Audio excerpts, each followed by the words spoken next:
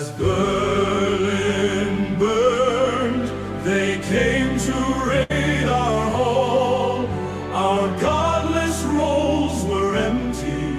Max Sievers saved us all. 500,000 godless Germans we. First they came for us, but we were already free. Freidenker, stand against the Reich. Max Sievers, crusader for our rights. Freidenker, resistor from the start. We will carry Max within our hearts. In Belgium, he hid away, truth's banner to raise, fighting Hitler with his pen. Max lived to fight again. Freidenker, stand against the Reich. Max Sievers, crusader for our rights. Freidenker, resistor from the start. We will carry Max within our hearts. America turned him away, a hero lost in the fray. Your name we will sing, Max Sievers, hero of the free. Freidenker, he was taken by the Reich.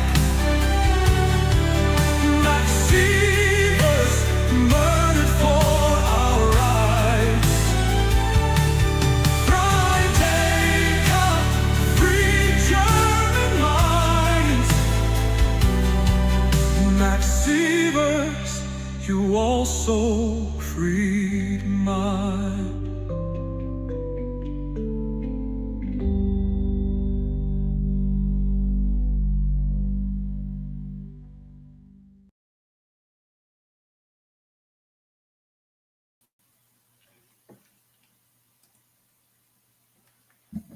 I agree, Sally. Best hymn. Maybe only because you guys haven't heard One Chance yet, because I didn't have time to finish the lyric video in time. I created this new song called One Chance, and it's about Jesse Owens and his race. My office is a mess. Just like, I don't know. I would say don't look at it, but no, look at it. Like, this is my life, right? I don't know if you noticed this, but your man's existential crisis this week got fever pitch, so must return to painting. The painting must resume. Caffeine will help also. Thank goodness for modern chemistry. Good morning, Jules. Good morning, friends. Oh, thank you. I'm glad you guys like that song. Gosh, I was so discouraged when my partner told me I hate this song. It just reminds me of Praise to the Man. I was like, damn it, Winter. Why you gotta say that Mormon trauma shit? Why you gotta do that to me? Anyway, yeah, not very put together today because struggled to get today's sermon cranked out in time, but I love it. I love the mess. I love this. I'm going to close up these comments, guys. Please comment though. Talk. This is going to be good. Let's see if we can see if we can pull some people away from Thrive St. George. Just kidding. I'm sure that they're enjoying whatever they're doing. I don't even know if they have meetings today or if it was or in the morning today or I don't even know. But yeah, Thrive is going on. Is this the new one? I got these new collar sigils. They're pretty good. oh no, this is the old one. I'm like, what's wrong with this thing? I got these new collar sigils, right? The first one I got from my guy. I found a guy on Etsy, and he made them for me, and I had him make them out of steel. And I told him, the idea is that we'll put magnets behind them; they'll be magnetic. And he made it, and I'm pretty sure that it's either. I at first I thought that it turns out to actually be aluminum, and then I realized, yeah, it does look like steel. It does feel. I mean, I don't know that at that size you could really tell the difference, but came to realize I think it's mostly Zamic, which means it's more zinc than it is iron. But point is, it doesn't draw a magnet at all. So I had to put a little magnet on the back of it to make it work. And then I put a little washer on the back. And that's what I've been using, and it is not working. And so I told the guy, I'm like, look, maybe I wasn't specific enough, whatever. And it's just a creator on Etsy that I found. He's like, I feel so bad. You did tell me that and whatever. And I'm like, it's cool, whatever. If you're able to do it again, I'll pay you again. He's like, no, I won't charge you. He's like, let me see if I can come up with something else. And then he sent me these. They're thicker gauge. They're definitely steel. I went straight to the hardware store and got a magnet. Perfect. I said, dude, they're perfect. We want a ton more of them. So this is the Korihor sigil is our new little United Federation of Planets com badge type cool geeky shit. You know that a church for godless people is going to be just full of cool geeky shit, and this is ours.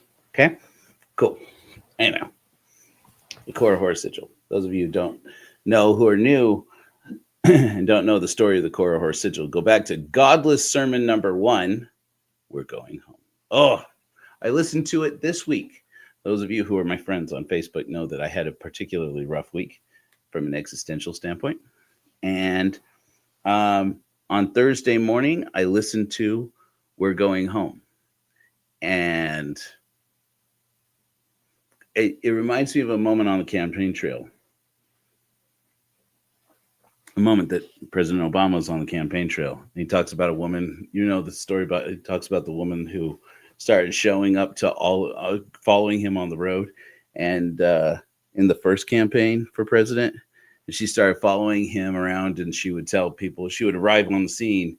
Everybody knew that she had arrived because she'd, as soon as she walked through the door, she'd scream, "Fired up, ready to go." And then that became like a campaign cry. And I think in the 2012 campaign, he said, here's a funny thing. After this woman started showing up at every one of our campaign events, a strange thing started to happen.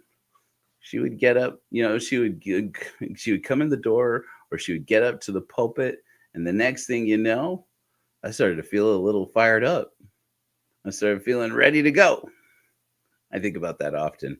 Every time that I watch or listen to We're Going Home, either the song, because we have a hymn called We're Going Home, and then we have a sermon. And then we have a shortened version of the sermon. I'm trying to get to the point where we can make shortened versions of all the sermons, especially right now. I've been trying to crank out Who is Korihor. And I'm like way behind here, guys. But every time I listen to We're Going Home, or watch it, more importantly, I watch it while I exercise sometimes. I watch it while I'm on the elliptical. This funny thing happens. I start to feel fired up. I start to feel ready to go. Today, we're going to talk about existential crisis a little bit. It's going to get a little bit heavy, but then we're going to crank it out and get to the end. And everybody's going to feel a little bit better, I hope. Or we burn it down and pretend we never did it at all. I haven't entirely finished the script for it. We're going to go as far as we can. And then I'm going to wrap it up from the heart. That's the way I usually do it anyway. So this is All's Well That Ends, which is taken from the Muppets. not Shakespeare. Uh, it's taken from the Muppets from Shakespeare. Now, have you ever watched The Big Bang Theory on CBS? A friend of mine turned me on to it, or tried to, when she could have sworn that the opening theme song was by my favorite band, Bare Naked Ladies. And it is. I resisted it because I don't do sitcoms. I'm too cool for that. The truth is, I love sitcoms. It's kind of like one of my toxic things. And I get too obsessed with it. So I resisted for it until until they were off the air. I didn't watch it really at all. I listened to the song. I'm like, I'll find the song. So I think she sent me the song, the theme song. You know, the whole universe was once a hot, dense space. Then 14 billion years ago, adventure started. Wait, the albatross began to drool. So it is by Bare Naked Ladies, and it is now one of my favorite songs. And but the thing about The Big Bang Theory is that it's really about emotional intelligence. You don't expect a sitcom, especially after Seinfeld. Yeah, piss off somebody by bringing us up. But after Seinfeld, you know, sitcoms really kind of like dove off a cliff. Everything just kind of became stupid. It was back to the same tropes as the Flintstones, basically, right? I mean, and even, you know, and they were still funny. They're still a good time, still a good way to spend your time. You know, I guess better than just sitting around in the ennui. That's the whole philosophy behind like reality. That's the whole philosophy behind television. Really, it's like, is something better than sitting around in the ennui. Yeah, and in a way, it kind of is ennui. We were talking about this on a show. Which show was it? I think it was on one of Culture's shows. That there was a Trevor Noah says that in Trinidad and Tobago, or Trinidad and Tobago. I say Tobago. I don't know how you say it. Trinidad and Tobago. They have a word called liming, and that to go liming is to hang out with your friends and like do nothing, and just sit there and just like be in it. And, you know, it's kind of like hanging, but like hanging in America, I feel like has an obligation to it. It's like, are we going to do anything while we're hanging? You know, but in Trinidad and Tobago, it's like, no. The whole point, he says, is to just be there, just be with your friends, just be in the presence of company. And it's curious because, you know, we're going to kind of talk about that here in a minute. Not really sure how I got onto that tangent. But anyway, The Big Bang Theory. Because really the Big Bang Theory is about autism. And I've said this before, and people get really sensitive because, you know, autistic people aren't allowed to talk about autism in polite company. But, you know, we're here living in it. I've got it. I mask pretty well, if I say so myself. I do. I get a lot. Oh, Joe, I don't think that you're autistic. I know you think you paid me a compliment right there, but what you really did is expose to me that you are disgusted with autistic people and are annoyed by autistic people and wish we would go away and stop existing. And I got news for you. We often do that too. That's like our thing. But I am autistic. I can generally speak well to others, and I have learned how to feel other people's feelings fairly well. Now, as autistic people go, I tend to be on the more sensitive side, and that makes me able to mask. It's an interesting story on that. Maybe we get only into briefly, but I think I've talked about it before. There's a man in World War II named Dr. Asperger, for whom is named Asperger syndrome. And his job was to come up with a set of criteria for what made some children who obviously were autistic able to be conditioned to behave as if they were German enough to live. And he started to separate the children who qualified as being basically autistic but could be fixed in a way. And those children were Asperger's children. Eventually, after the war, this becomes Asperger's syndrome, his criteria. And eventually, the treatment for it, for basically teaching children to mask as if they were German enough, now we'll say functional instead of German enough, became the basis of what is now called ABA therapy. Now, ABA therapy in America today, in case you aren't aware, is now like a catch-all.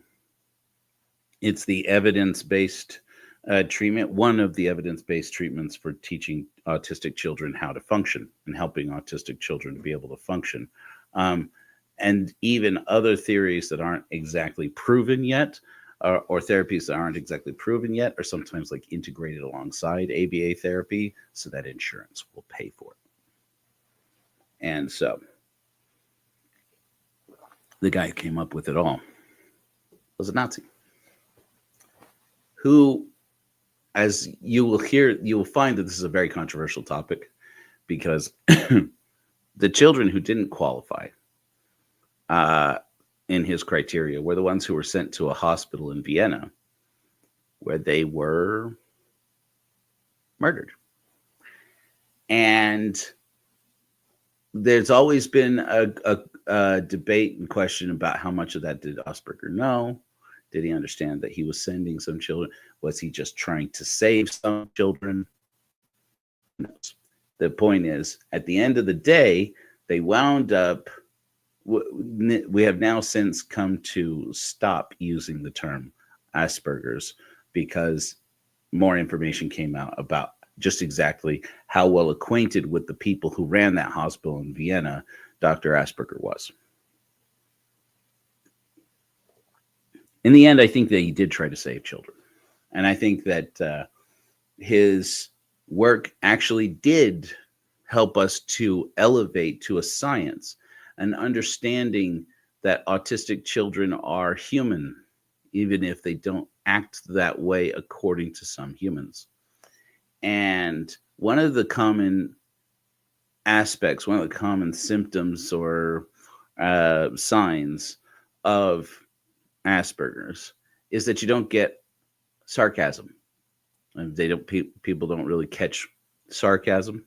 They are often, that's often the main thing. So if you watch The Big Bang Theory, which I eventually did and then kind of came to love it, Sheldon is the ultimate in this story because he he's hilarious in all of his little quirks. And he's a super brilliant astrophysicist and, basically a legend, a Nobel Prize winner in the end, right? By the end of the story, he and his friends work on a project together and they become Nobel Prize winners. And he's, as brilliant as he is, though, Sheldon's life, which eventually spins off, of course, into Young Sheldon, the spin-off series, which is okay. But you learn about him as they develop his backstory, that Sheldon's life is fairly painful. And I'm very grateful that the creators of the show actually went that way with it, because it shows that Sheldon has heart. He has feelings. And he is aware of his feelings and he's aware of other people's feelings. But while surely his neurophysiology is different from most people's, there definitely has to be something to say for that. Although we don't know how common or uncommon it is. Let's not get into that again.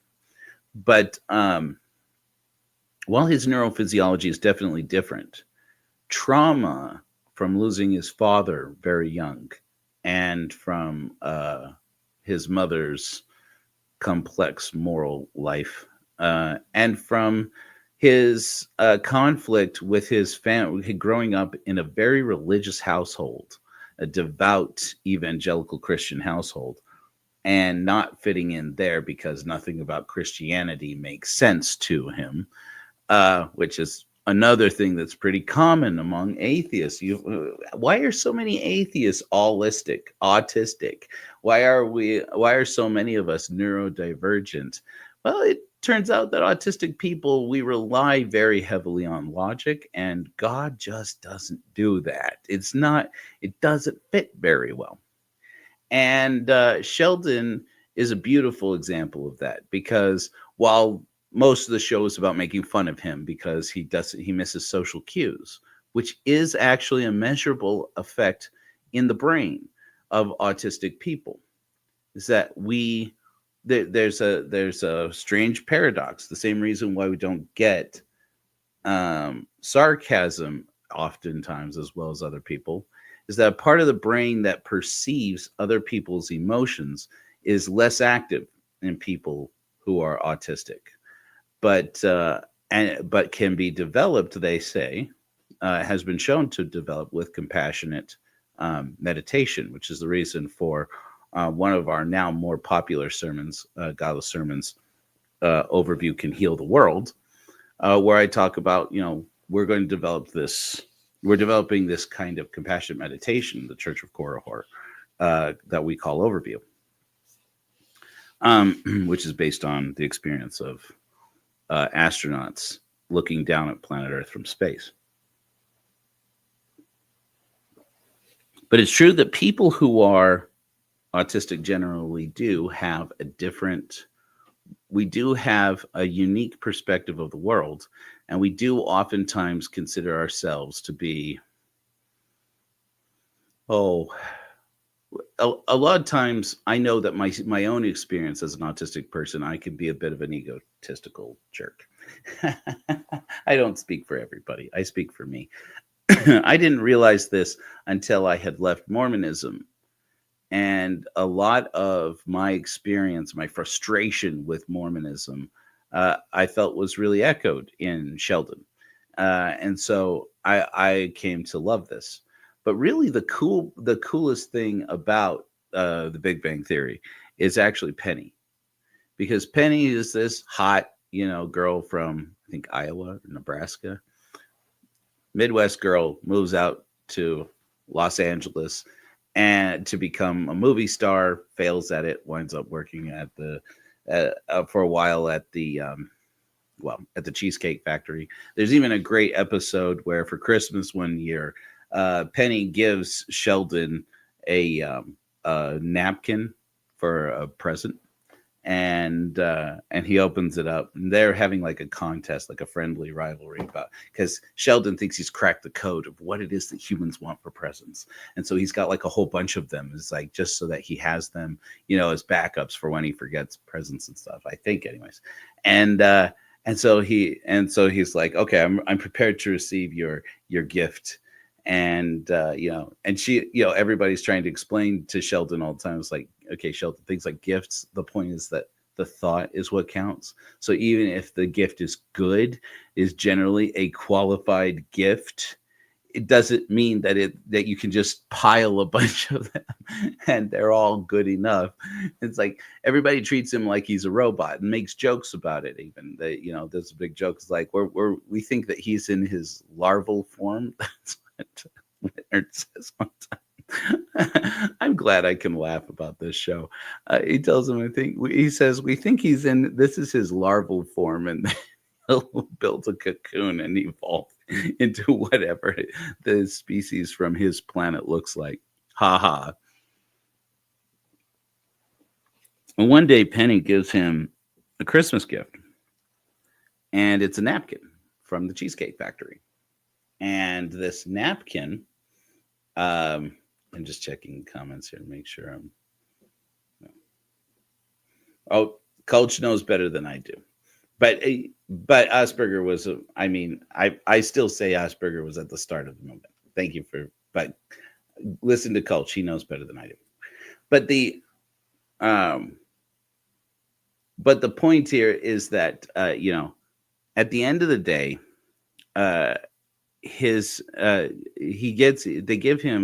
she gives him this napkin, And he's like, "Oh, thanks, Penny." And she goes, "Just turn it over, Sheldon." And he turns it over. And it reads on there and says, "Dear Sheldon, live long and prosper, Leonard Nimoy," who plays Spock on Star Trek. He loves Spock. And so Spock is very logical, very much an autistic being. And she says, "Yeah, I'm sorry that it's dirty." He had wiped his mouth with the other side before he gave it to me.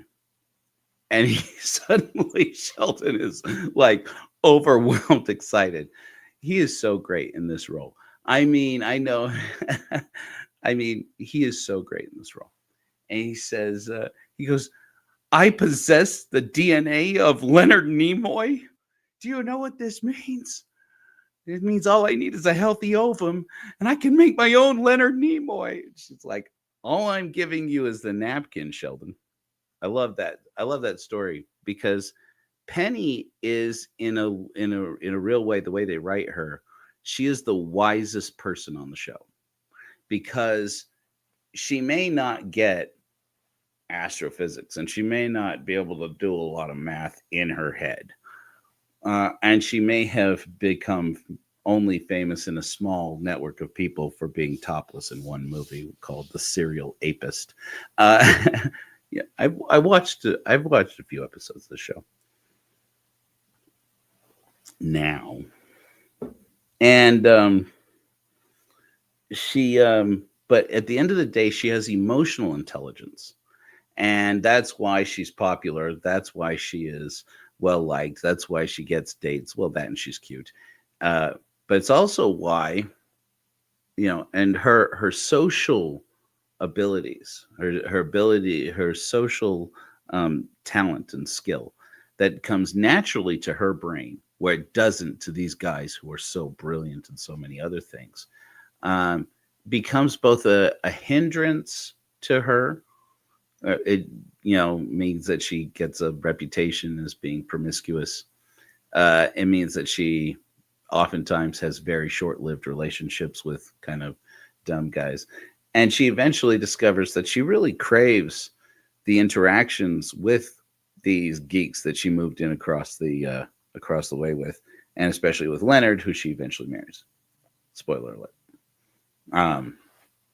But she and Sheldon develop this relationship, and it's this friendship that's very deep and profound. And they come to and that's when she becomes the one who really uncovers that his life has been full of trauma and pain, and that this has exacerbated some of his symptoms as an autistic person. Autistic people are brilliant in a way.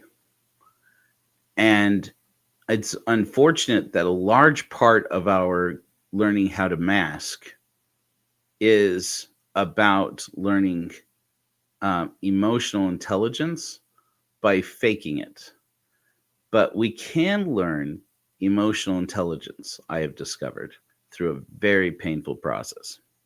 My life as an autistic person has been stupidly painful. And I have, in the course of this journey of 45 years of keeping myself alive on this planet, I have found my Sheldon.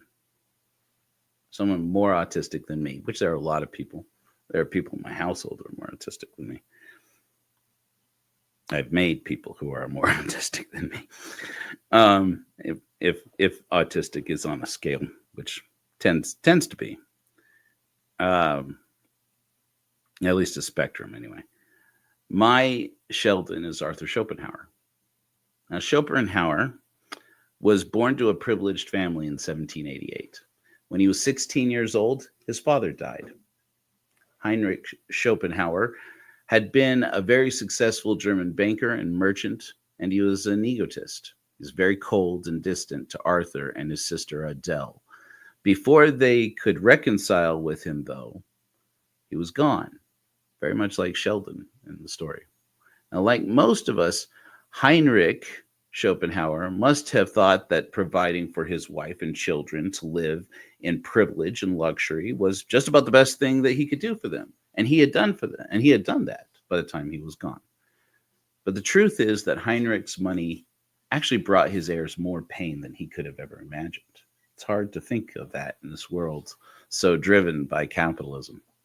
But Adele and Arthur were racked with guilt about their father's inheritance and tried desperately to find more and more extravagant ways to give it away, in spite of the fact that they never had a reason to learn how to earn their own way. Now, Schopenhauer's grief and guilt led him into a life of debauchery and rebellion and disrespect for life and for society. Hey, don't threaten me with a good time. Now, I have many times said that I believe that Schopenhauer was the most beautiful autistic noodle whose wonder I have ever touched. The moment that it occurred to me that Schopenhauer was like me was when I learned of his correspondence with his mother, Joanna. In 1814, Joanna Schopenhauer wrote her son a letter that expressed her deep frustration with his constant criticism, his pessimism, and his disrespectful behavior. She wrote very harshly, stating that she could no longer tolerate his way of speaking, that her duty to him as his mother was over, and that he should never write her again. Throughout their history, he honored that for the most part. Now, you often see throughout history this disaffected parent theme around great philosophers, poets, and artists, outsiders, and weirdos who are clearly autistic, as we have come to call it. Now it's turning out very plausible that what was normal is not being rebranded as autistic. What is autistic is not rebranded as normal. It turns out this may be more a common thing in our human society than we ever knew. We just called it by other names to shame the behavior as a way of conditioning people to mask better. And then the ones who couldn't mask, well, they went away. Either they became hermits or they left us. But especially mothers throughout history when it comes to these beings. Now, women throughout history who choose to have children are generally social creatures. There's nothing wrong with that. And it's not uncommon to find, however, that the ones who are socialites are generally narcissistic. And children who are expected to represent their parents in word and deed all the time are often stifled by those expectations. Schopenhauer's mother, Joanna, was one of those people. Now, Schopenhauer had no idea that the pain of his loss would steer him into becoming perhaps the wisest philosopher in history. 4 years after his mother cut him off, he wrote The World as Will and Idea, which is regarded as one of the most profound works in the history not only of philosophy, but of all academia. Now, this is a high claim, and yet I do think that it is true. No living person had advanced the understanding of the working of the inner world and its effect on the outer world like Schopenhauer. It was Schopenhauer's pain that drove that magnificent neurodivergent noodle to this wisdom.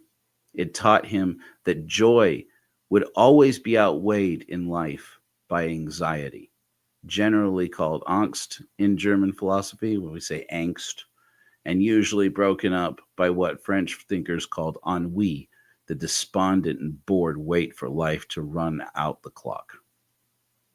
Now, Schopenhauer said that life was a pendulum that swings always backward and forward between pain and boredom.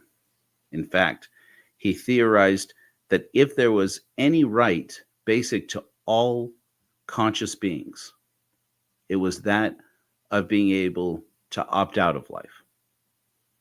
Were that not the most basic right, then all of life was an obligation, and nothing about being alive was consensual, and no one would ever be truly free. Now, this resonated with me at a very low point in my post-Mormon atheist journey.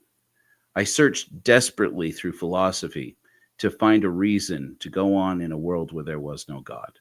I tried so many times to read Viktor Frankl's popular book, Man's Search for Meaning, but I just couldn't get through it. Frankel's idea of so-called logotherapy has become mainstream therapy. And I think that it's the main reason why most people who hate talk therapy hate talk therapy. Of course, it's not the only model out there. And if you talk to therapists, you learn that most of them are acquainted with and experienced with far more than just logotherapy. And I will say, by the way, I do think that probably for most people, logotherapy works. And it's probably more than anything, it's probably people with religious trauma like me for whom it won't work. But then I can't speak to that because I'm not a therapist. I'm learning, you guys. I'm growing as a freaking person here. But logotherapy is effectively the idea that God is what makes your life meaningful. And so if you don't believe in God, then you must replace God with something like God. At the very least, you must believe that you have a calling in life, the logos, if you will. And I hate that shit. That's why I went on to read in an article in Psychology Today, which is, it's like the Wikipedia of the psychology world. So buyer beware. But I read this article that there are a lot of people with trauma. I read it as religious trauma. I don't know that the guy called it out specifically as religious trauma, but a lot of people with certain trauma, existential trauma, are actually triggered.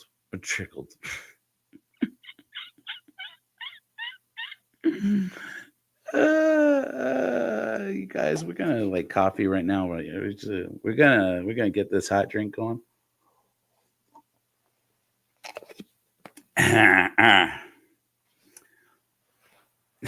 Triggered.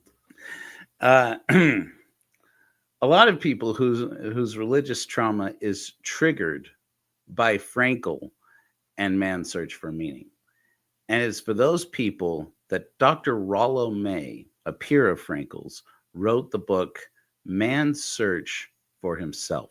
And you see, Dr. May was a former minister who had studied philosophy and psychology in the European model of Freud and Jung. In Europe, before the war, talk therapy wasn't driven by this purpose and meaning claptrap, but on existentialist philosophy, including Schopenhauer. In fact, psychology was largely an answer to both religion and philosophy in those days, a third wave of thinking, if you will. Their model became known as existential psychotherapy. Now, I've talked about Dr. May in other places, and I'm sure I will again.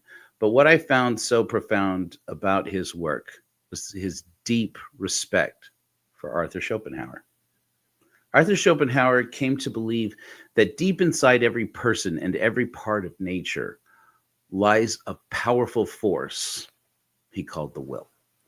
This force makes all things want things, but it never really gives them lasting happiness. Instead, when we finally get what we desire, we quickly fall into boredom and discover new wants. And it's this machine, very good for capitalism. Now, in The World as Will and Idea, he explained that the world we see is just a picture created by our minds, while underneath it all, the true nature of life is a never-ending struggle filled with suffering and a constant drive to live, even though that drive can lead only to pain. Now, after I read one of Arthur Schopenhauer's essays on suffering, which, by the way, is the same essay that nearly drove Friedrich Nietzsche mad, I had a very hard time making it reconcile with my own life. And that's when I had found Man's Search for Meaning by Viktor Frankl again and read it all the way through. Well, listened to it on an audiobook. And I was absolutely disgusted. It brought back an avalanche of repressed Mormon trauma that made me wish that I could more than just die. I wanted to annihilate my entire existence from the past as well as from the future. I wanted to drink poison and also go back in time to 1980 and beg my mother to abort me.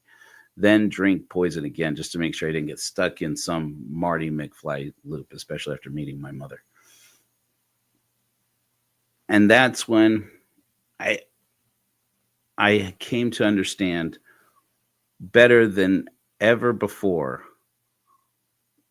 why this anxious struggle isn't unique to just me or just to people like me who are autistic or people who have religious trauma.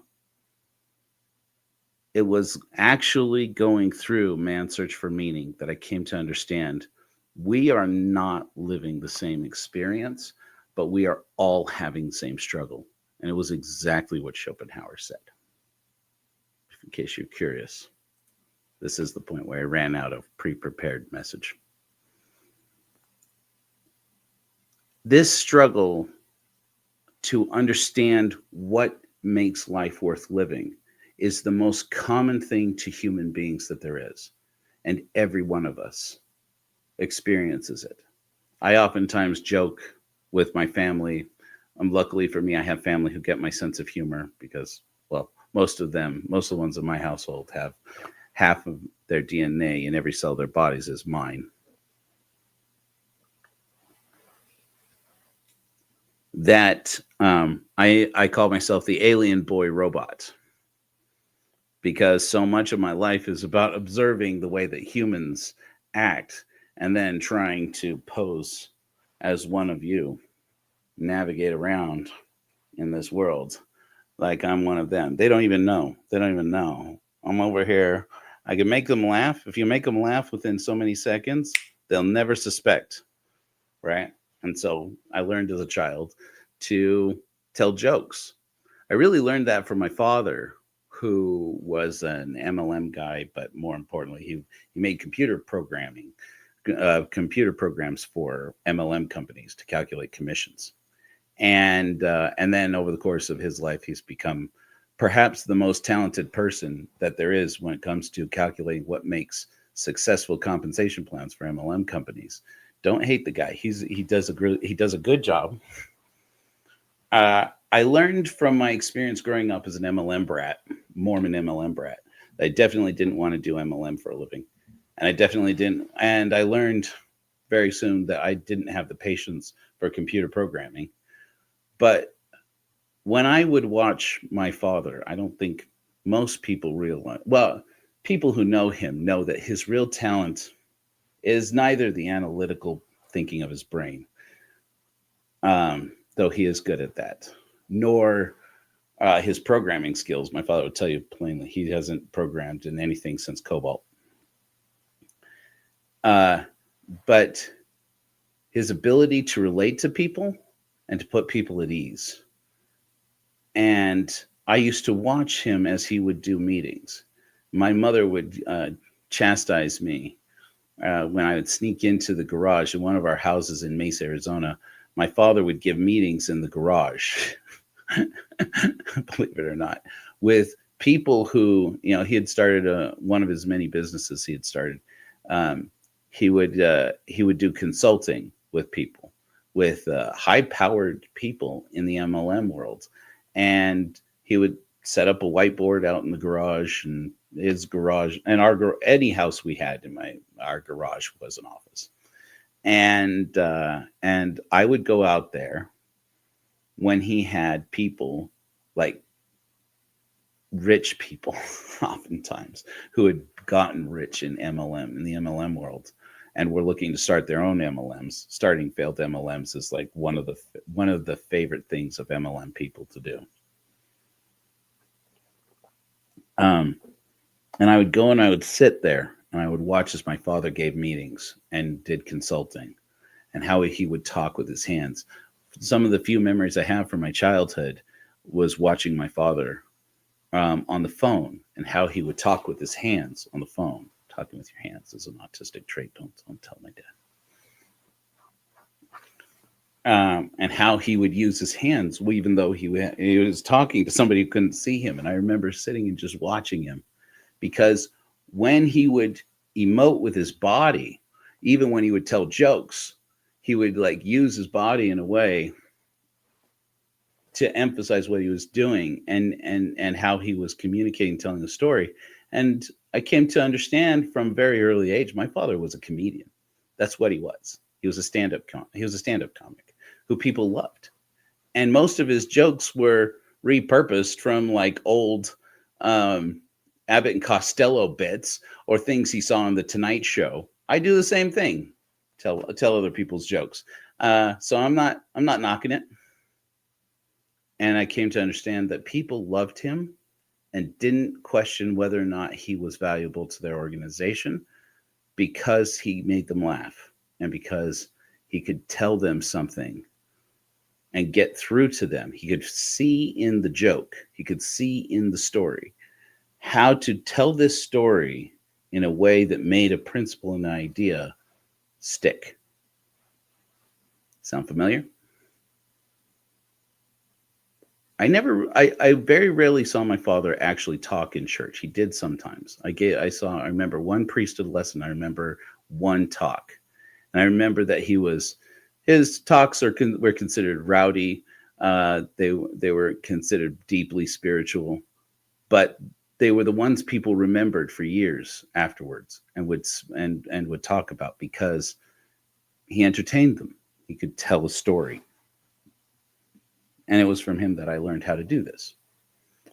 When I was a missionary in Peru, I did the same thing and found that if I could tell a story and tell a joke, give an object lesson that stuck with people, it was deeply rewarding. And of all the things that I learned in my childhood, I think that has been probably the thing that has most impacted my life in terms of learning how to convince people that I was worth keeping around. It's one of the most useful skills I ever learned was learning how to tell a story, learning how to tell a joke. Get people on your side early, get people to see you as human. And we call that masking. And we'll just drop the labels for a minute. I am not an alien boy robot. I don't think. Although I used to have a recurring nightmare. I've told the story before.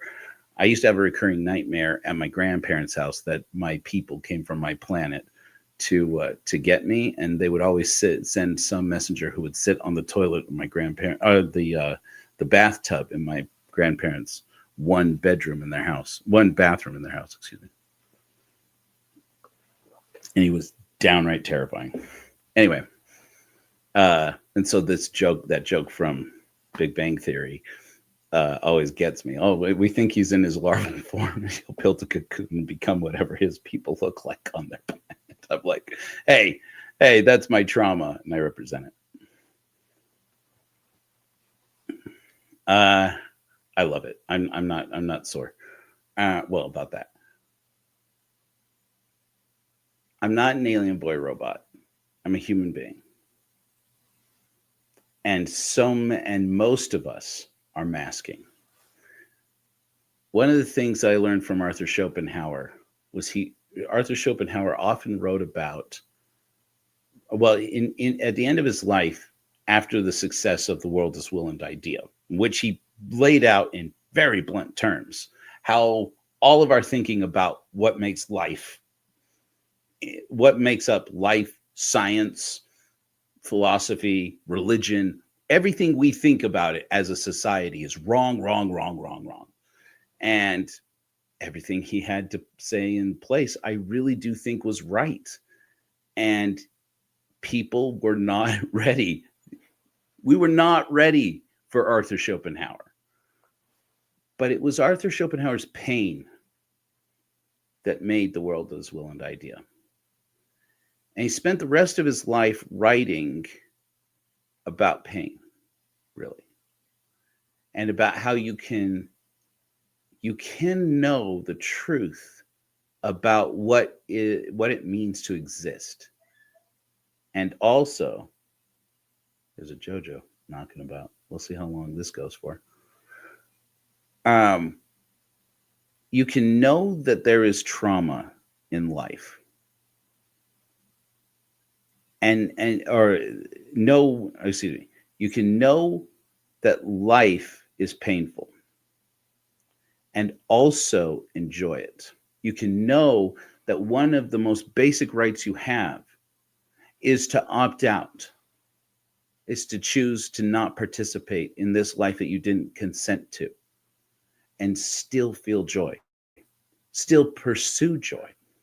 Know that the life ahead of you, however long you choose it to be, if you take responsibility for your own life, you can choose to live an examined life and choose to experience joy and meaning and wonder, in spite of the fact that there is nothing written on a tablet somewhere that says, I, God, give you this task. You shall not do this and not do this and not do this and not do this and not do this. And so many of those things are things that you do naked. You can live without that and live in a universe where there is no such thing, and decide that just because there's no meaning outside of yourself, outside of humanity and society, that doesn't mean that it's not worthwhile. All you have to do is divorce yourself from this fixation that you are only worthwhile if other people make you feel worthwhile.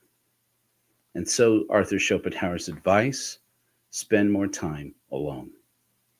In fact, he said, truly intelligent people you will find throughout history are people who spend most of their time alone.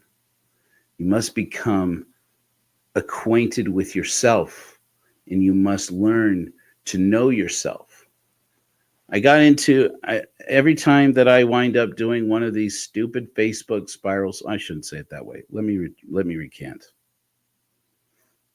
Every time that I experience a very natural existential crisis and in my toxic way resort to shit posting on Facebook.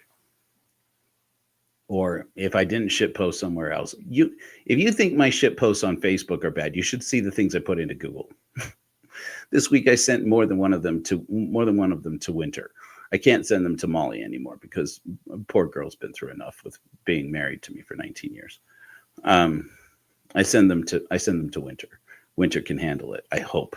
I hope. You should see the things. You should feel glad you don't see the things I put into Google. Google eventually just gives me blank stares like, the fuck? And it's humorous to me because I'm living in this. I'm living in this crisis, right? And one of my toxic traits is that I overshare. And I try not to, especially since I started the Church of Korihor. I try to keep it in. And that's been productive. I don't feel repressed and I don't feel censored like that. I'm trying to be responsible for my communication is what it is. And in the process of doing this, I've had more than one person tell me, Joe, you really need to work on your self-esteem. I haven't done much reading on what people really think about what self-esteem is. This sounds so stupid when I say it out loud, but it's true. We don't really know what self-esteem is, because like when I think about self-esteem, I usually think, well, that's just arrogant people. People are just stuck on themselves. And then I think, no, that's not true. And I have this ongoing dialogue in my mind because I don't know if I have self-esteem, or I guess I must have some, but I don't know how to be aware of it. And this is, again, this thing about being able to be aware of your own feelings. And it turns out, even Jordan Peterson, can't believe I'm about to say this, even Jordan Peterson preaches about this in his misguided, bass-backwards, silly, reductionist garbage.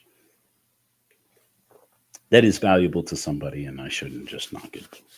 I just find him frustrating. That's my emotion. These are my alien boy robot feelings spilling out here about Jordan B. Peterson, because I just find him so damn frustrating. Because it seems to me like he's an intelligent person who knows that he's saying things that are wrong and just selling it as pragmatism, and it just makes me furious. I've got serious autism boy hair. Maybe you'll know this is, some of you who've been following me for a while know that one of my traumas is that as a young boy, I would often get chastised for only combing the front of my hair. And now I wear headphones on and broadcast to the whole world, and now my hair is always messed up in the back. Anyway, and I don't realize it until I'm no longer looking at my script. That's why you're hearing this right now. Sorry about that. There was this reorient here.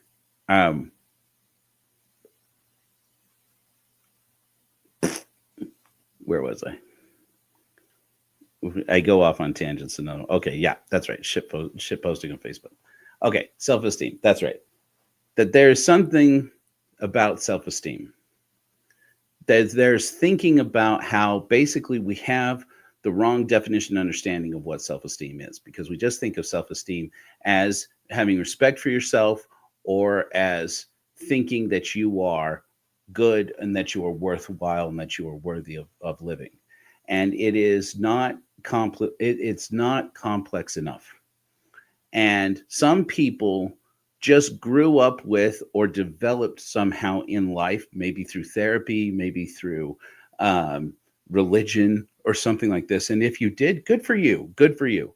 A keen awareness of that they are worthy in life, and that they have a reason to carry on because the world needs them, right? And that's where apparently logotherapy can help people.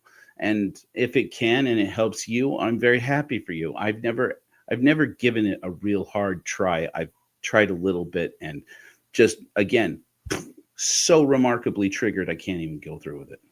And so that's why I was grateful to find existential psychotherapy, and more importantly, Dr. May and his books, is because I realized this is not the only way of thinking about self-esteem.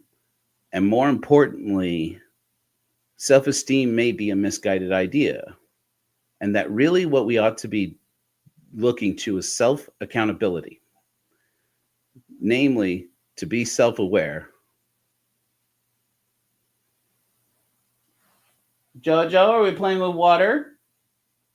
We don't play with water. Sorry. That we must learn how to be aware of our own feelings, and we must be accountable to ourselves for managing them. Oh, that's the dog. Sorry. That's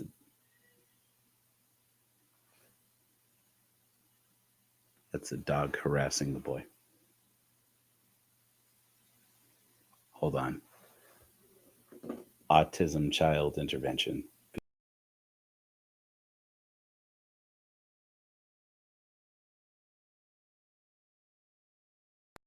As Berlin burned, they came to raid our hall.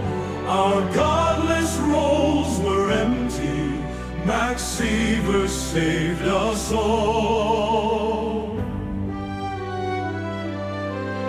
500,000 godless Germans we. First they came for us, but we were already free. Freidenker, stand against the Rhine. Max Sievers, crusader for our rights. Freidenker, resistor from the start. We will carry Max within our hearts.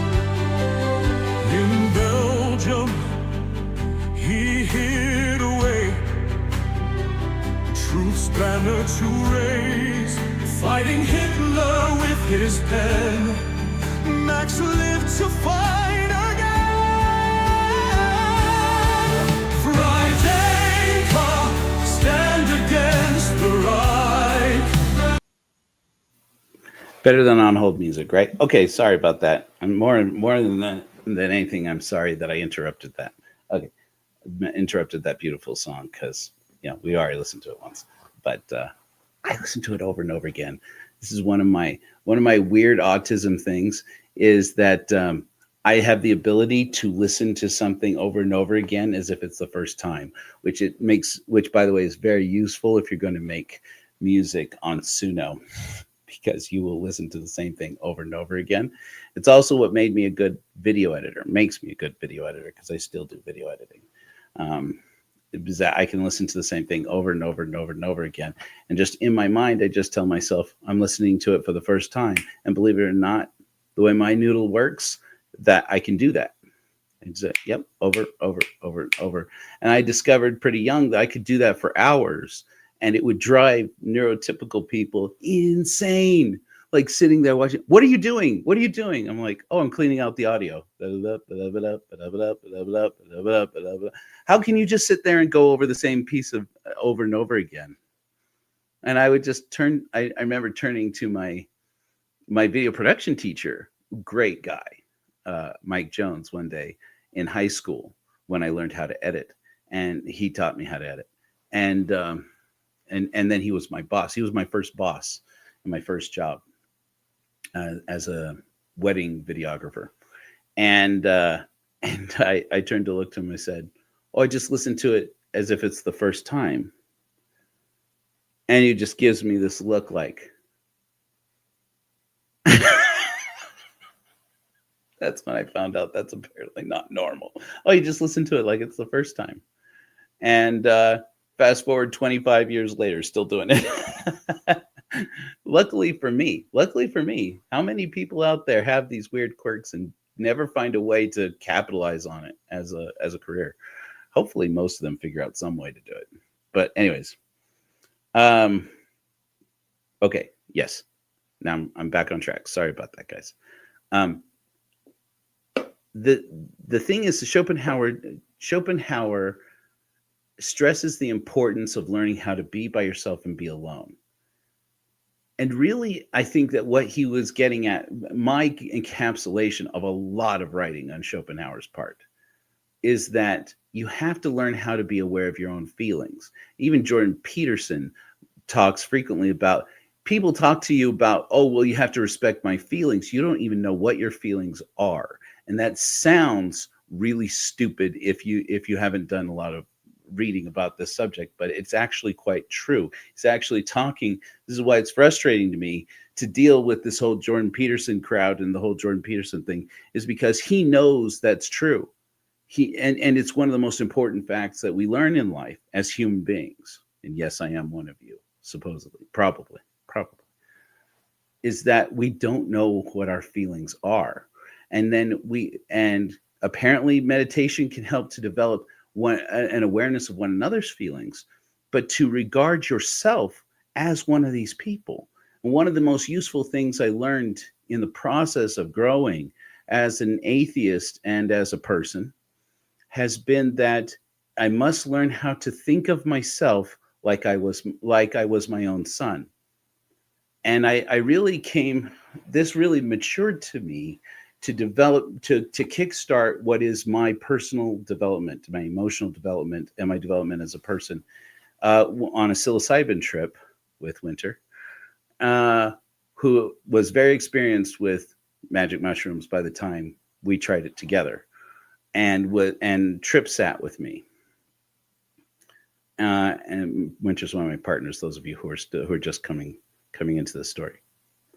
And I learned with Winter, we did this trip, and it felt like when it was done, we started at like 6:30, 7 o'clock.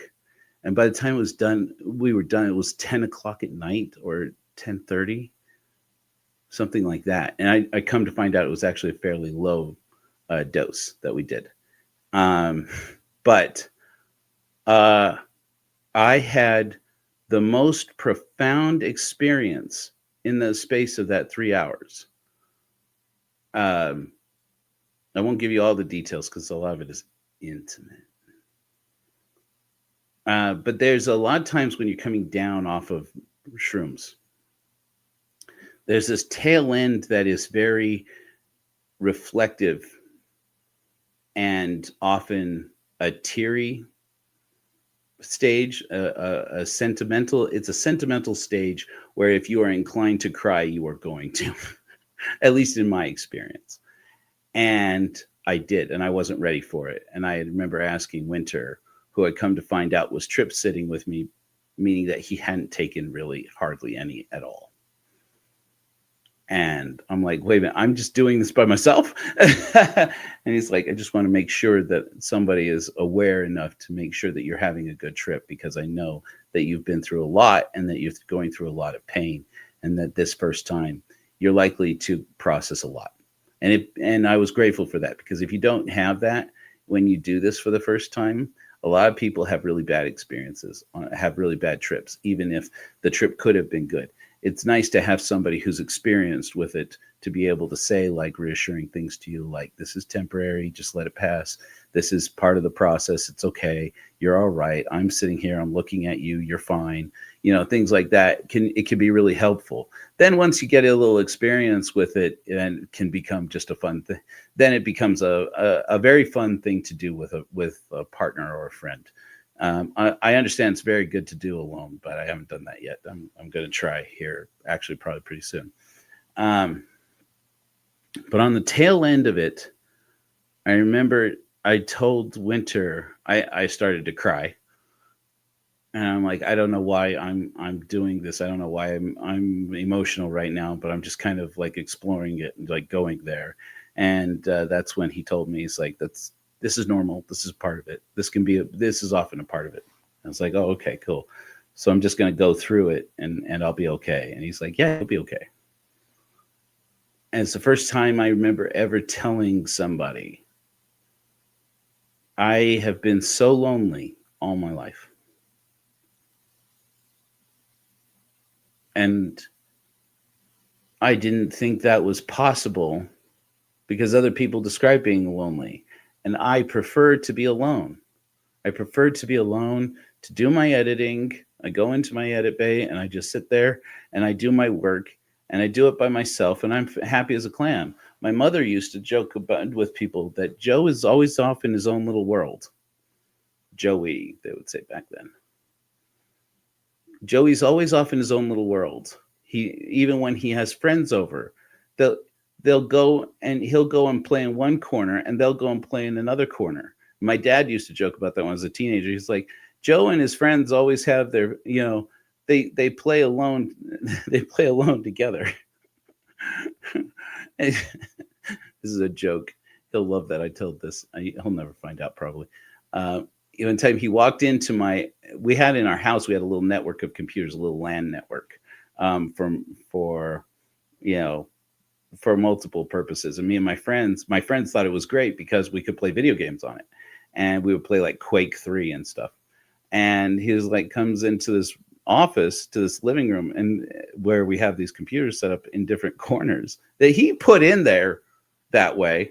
And we had 3 different computers in 3 different corners, and my friends were all playing, and we were all on our computers. And he's like, how are you guys together? Like, are you? And he goes, are you playing with each other? And every one of these teenage boys just rotating in our chairs, looking at him, and he goes, oh, okay, sorry, I didn't, sorry.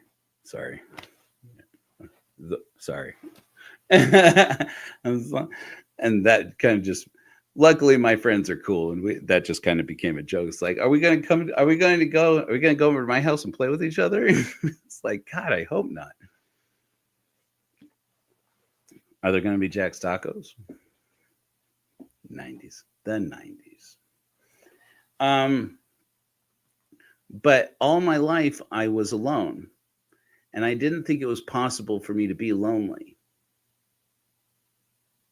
And I came to understand that lonely from the time I was very young, through no fault of anyone's, because I grew up raised by very good parents in a very loving home.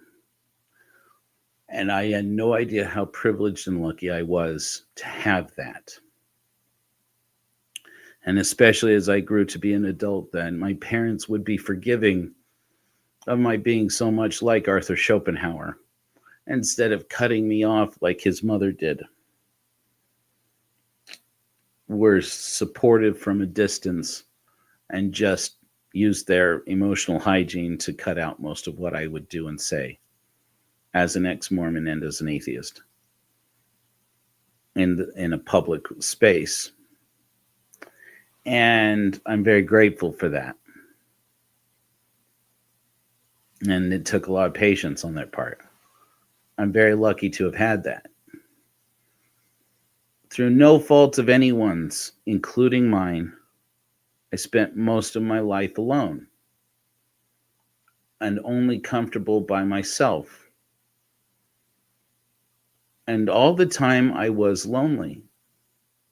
But it was so normal. And I didn't know any other way of feeling that I had no idea that that's what that feeling was. In fact, it's only been in the course of this journey in the last week that I came to learn the word hypervigilance and realized that the constant state of pain that I was in as an infant was basically PTSD or CPTSD. I still don't know the difference. And I'm going to be doing a lot of research into that. And there was some trauma in there that was abusive. And there was a lot of religious trauma that went along with that loneliness and unworthiness. This was the most productive thing I have experienced in my entire life. Well, it's the biggest step forward in terms of my emotional intelligence, in which this alien boy robot saw that he was a human who, yes, had a different neurophysiology to a lot of most people, maybe, but maybe not. We don't know. Again, we don't know how much we don't know about what autism is. But it's not an excuse to tell myself that I was not human. That I can make a joke about it, but it's not true. That my autism is one of the most human experiences that there is. And that I have autistic children. And if I don't owe it to myself, I owe it to them to try to come to understand about what this experience is. And I can't wait for the science to be finished on it. I owe it to my children to know it for myself.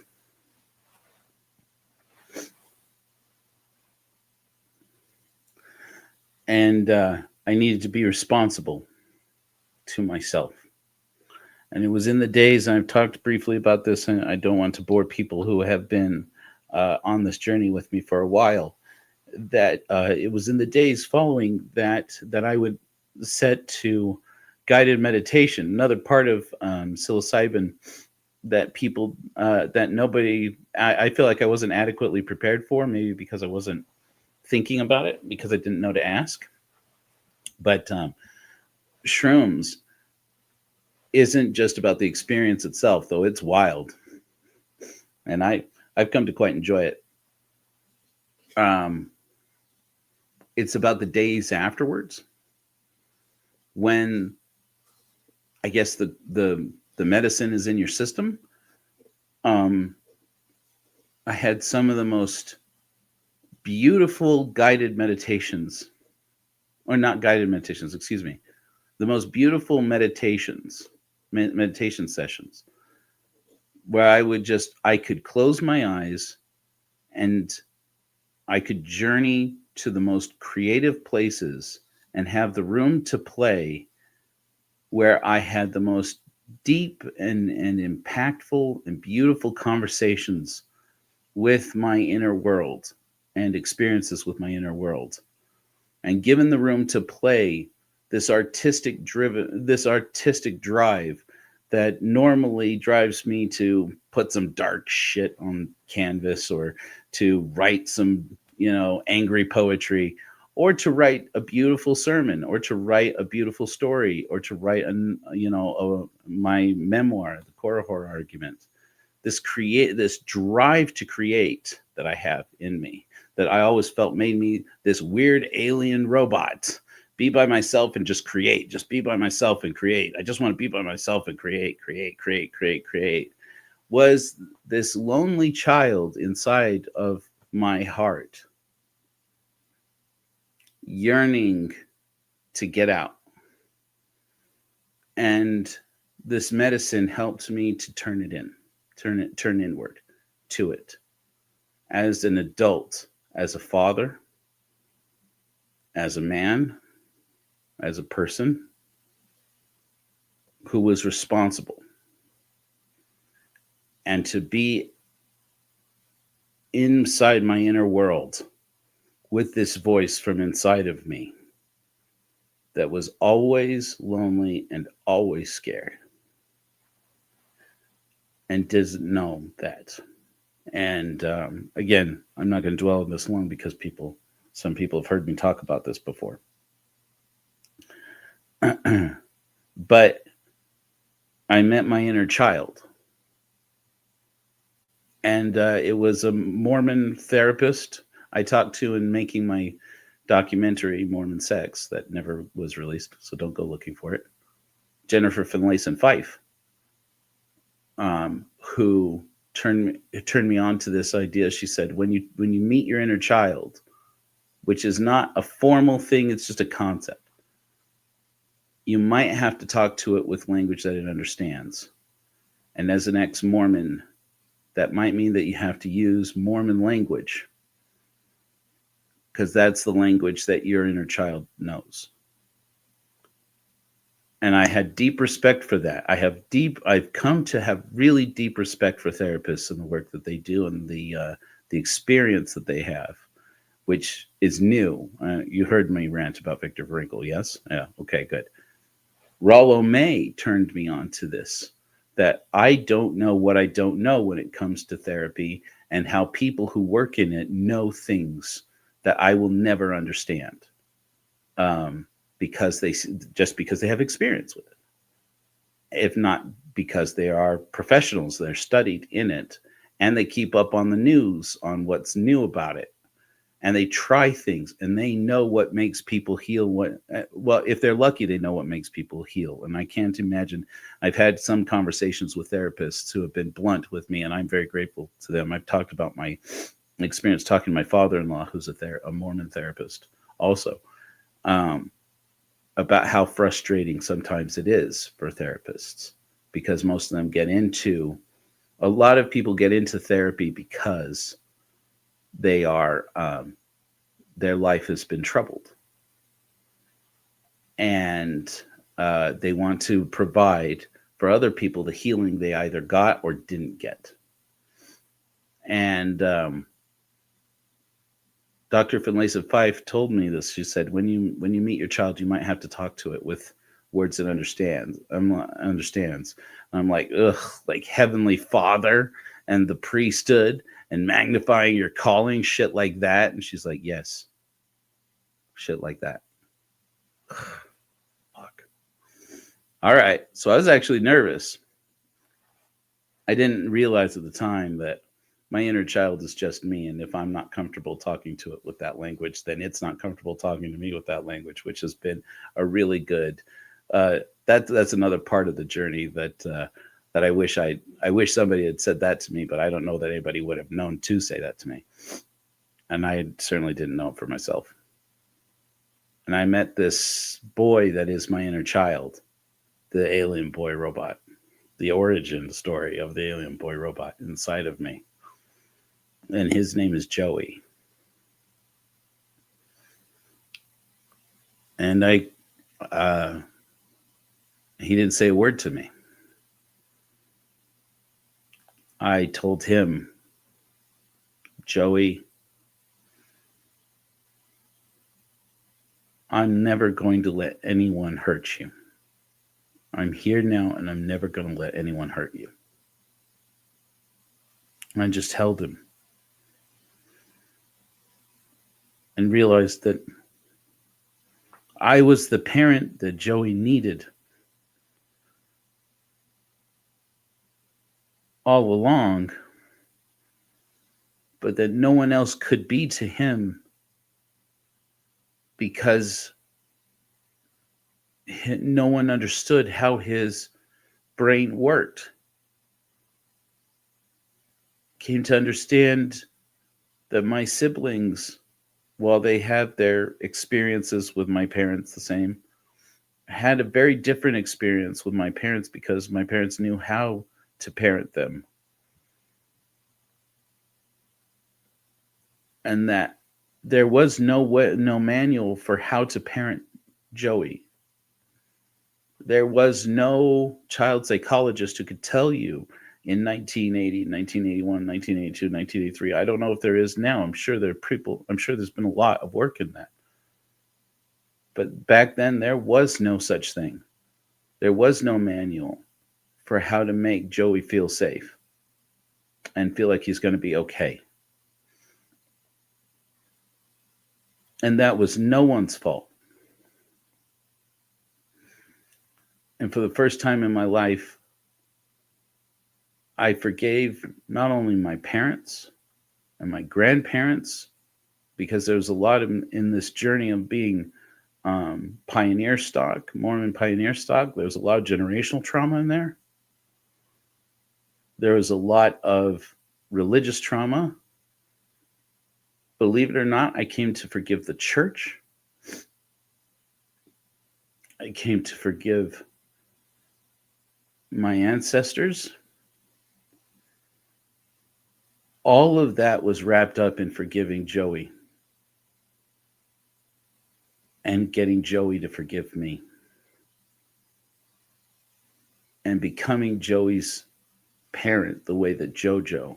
I am JoJo's parent. JoJo is my third child. I love him very much. He is pre-verbal. Sorry. Give me a second. Well, he's becoming less pre-verbal since he's been in ABA therapy, which I've been very nervous about. And it's been extremely difficult getting him to go to therapy because he switched to all-day therapy this week, and it's been a very rough transition for us.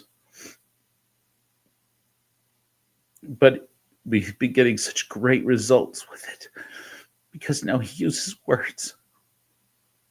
He's trying to use words. My pre-verbal son has a voice.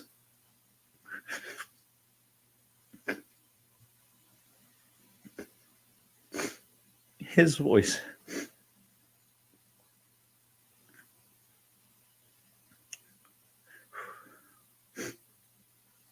I've spent so much of my life trying to protect this boy from the whole world. And some of you who've known me for a while know that we had a legal battle where we had to fight to keep him. We had to fight with the state. That was very ugly and very traumatizing to all of us. And nearly broke us apart as a family.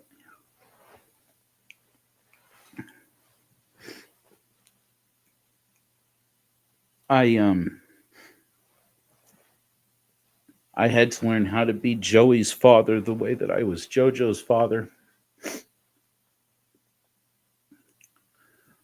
Because no one could parent him. No one knew how.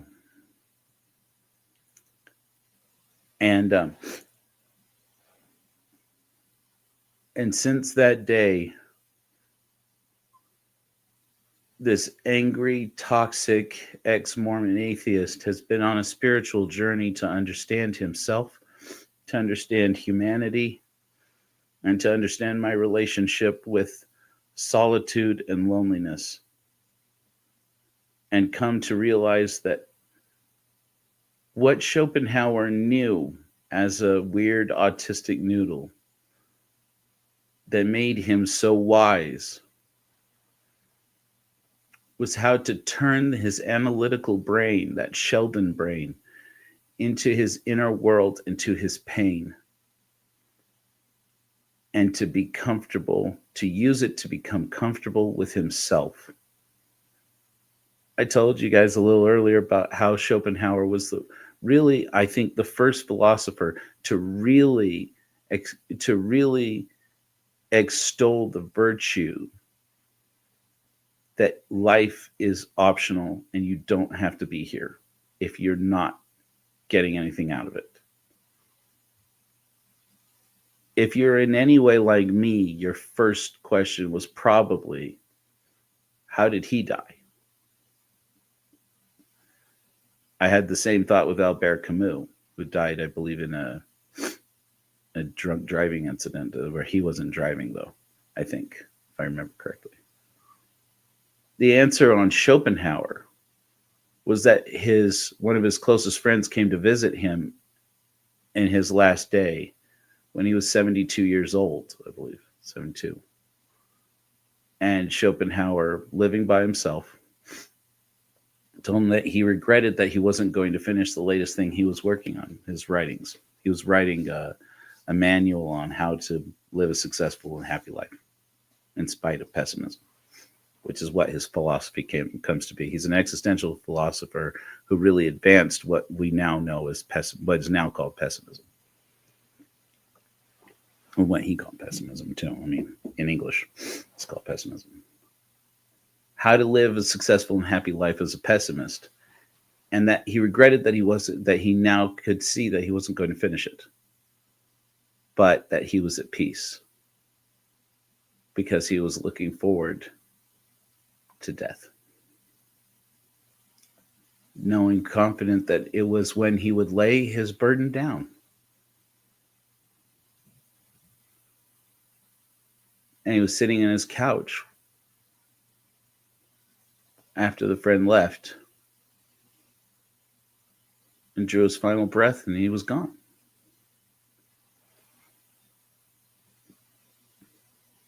So life was pain. His whole life was pain. And he made peace with it and sat in it. And the wisdom that he shared with the world was something I feel confident, having read a lot of his writings. I still haven't read, I think, everything. There's still a few things he's written that I haven't read. Let me tell you, The World is Will and Idea. That is a trip, man.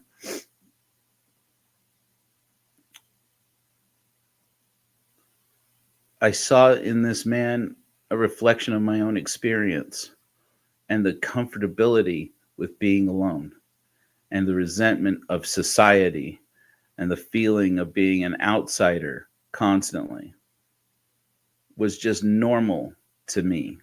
It was normal to Schopenhauer. And it's an experience I've only been able to describe as reading about a person, or more importantly in history. I've only had this experience really with art, with painters. I definitely had it with Vincent van Gogh. I definitely had it with Vincent. But more importantly, I had it with Zdzisław Beksiński. Been doing a lot of research for him as I've been trying to wrap up my book, All My Prophets Paint. And the pain of these men and what they went through. And not just men. Been doing so much research into some of the things, filling in the details of what I thought I knew and didn't know about Frida Kahlo and Georgia O'Keeffe. The only philosopher I really feel like I really related to was Schopenhauer. Camus to some extent, but Camus is more like a mentor to me. Schopenhauer was the one who I saw myself in him.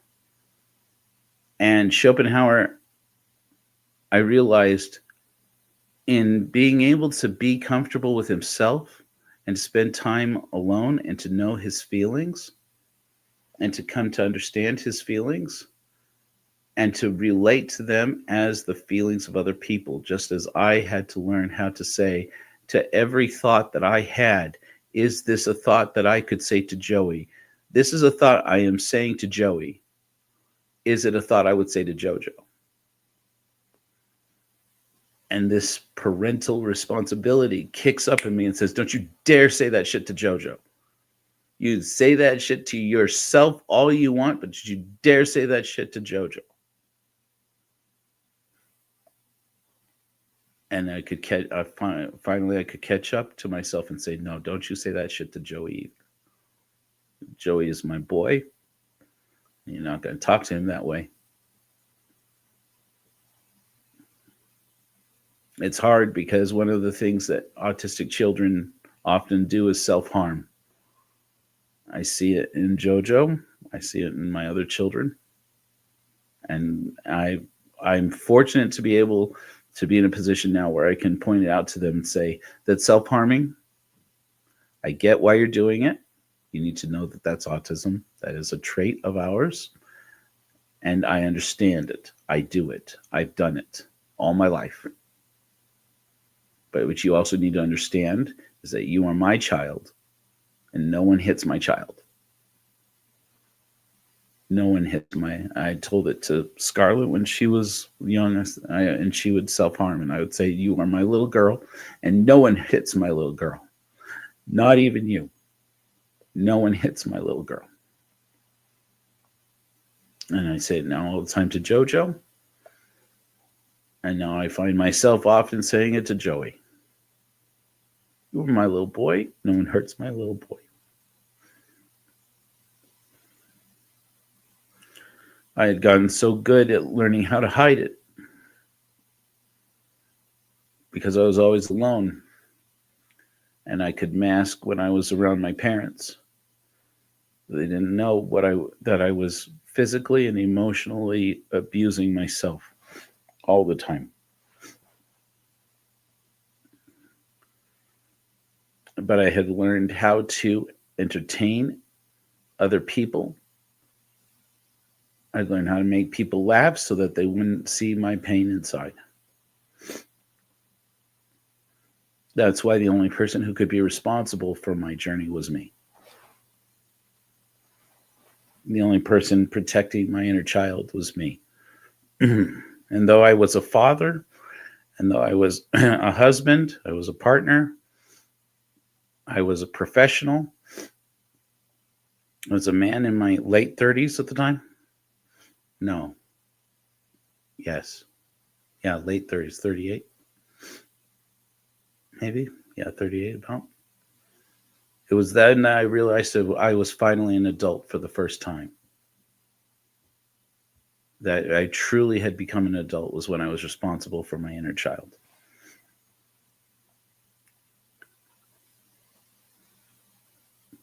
I realized that Schopenhauer had wisdom to impart to the world when it came to solitude, because if you're not comfortable with being with yourself, you're never going to be fully comfortable with death. Because when we are not comfortable with ourselves, that is when people become obsessed with the delusion. I'm sorry to say that word. That is a mean word, especially given what I'm about to tell you. But I do believe it is the most appropriate word. This is the reason why people become obsessed with a delusion that they are needed in the world forever, and that they have and deserve the experience of eternal life.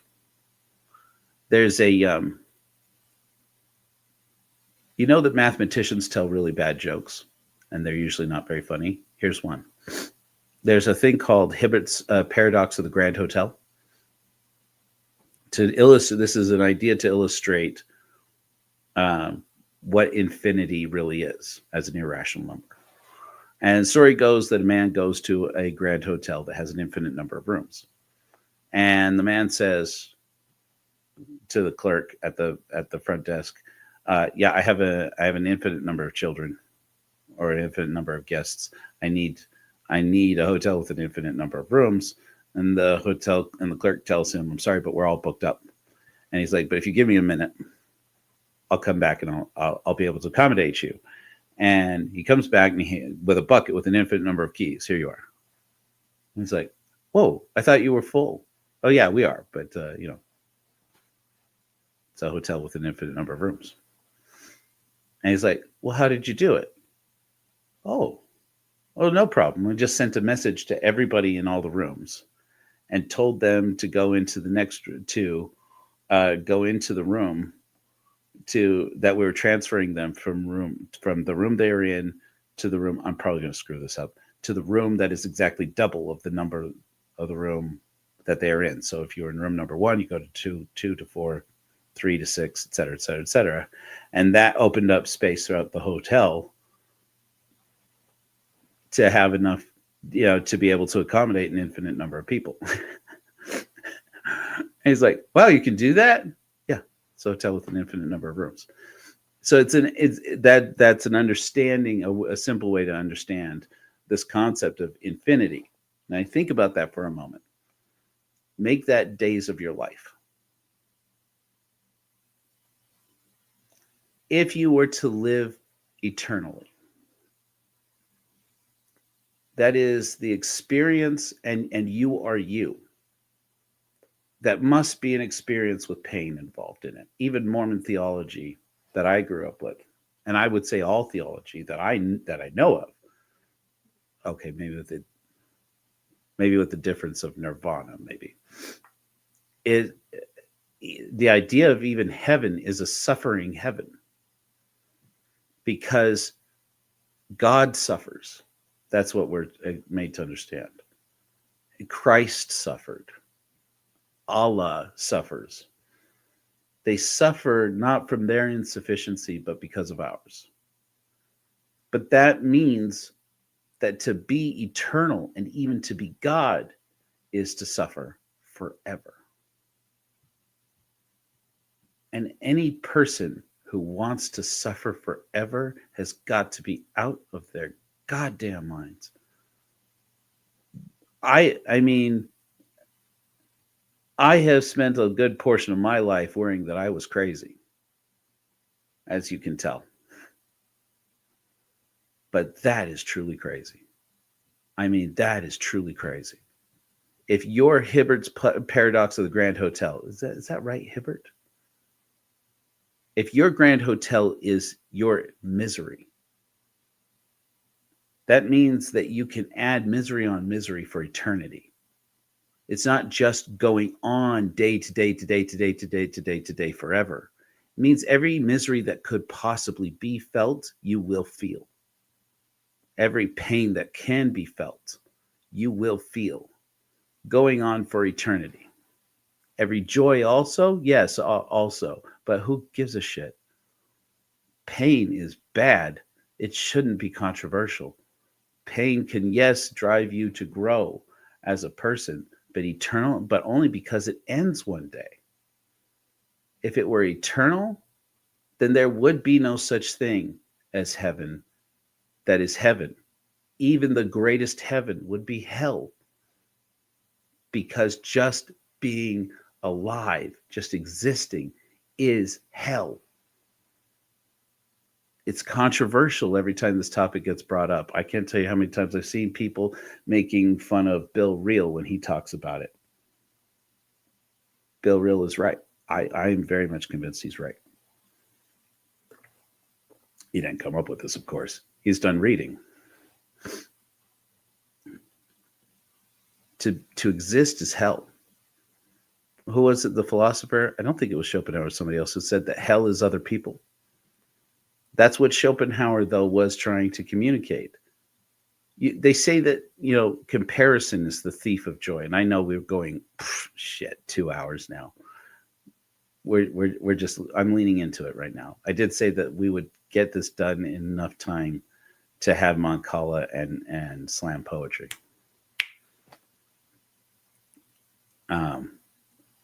I wish I was better prepared, but Schopenhauer didn't think that hell was other people. He did instead believe that comparison is the thief of joy. That's a very basic way of stating what his theory on solitude was, which basically is that until you are completely aware of how you feel and how you are responsible for your own inner world, you need to not spend so much time with other people, because other people, you'll soon find that people use company of other people to drown out the pain of the company they need to be able to keep with themselves. And you can't fill your life and your circle with enough people to make the pain of your lack of a relationship with yourself and your inner world feel meaningful and worthwhile. And besides that, you have to be careful with how you seek validation from other people in a world. He doesn't say it this way, but well, maybe he did say it this way in some of the writings I haven't read yet. I'm sure there's some.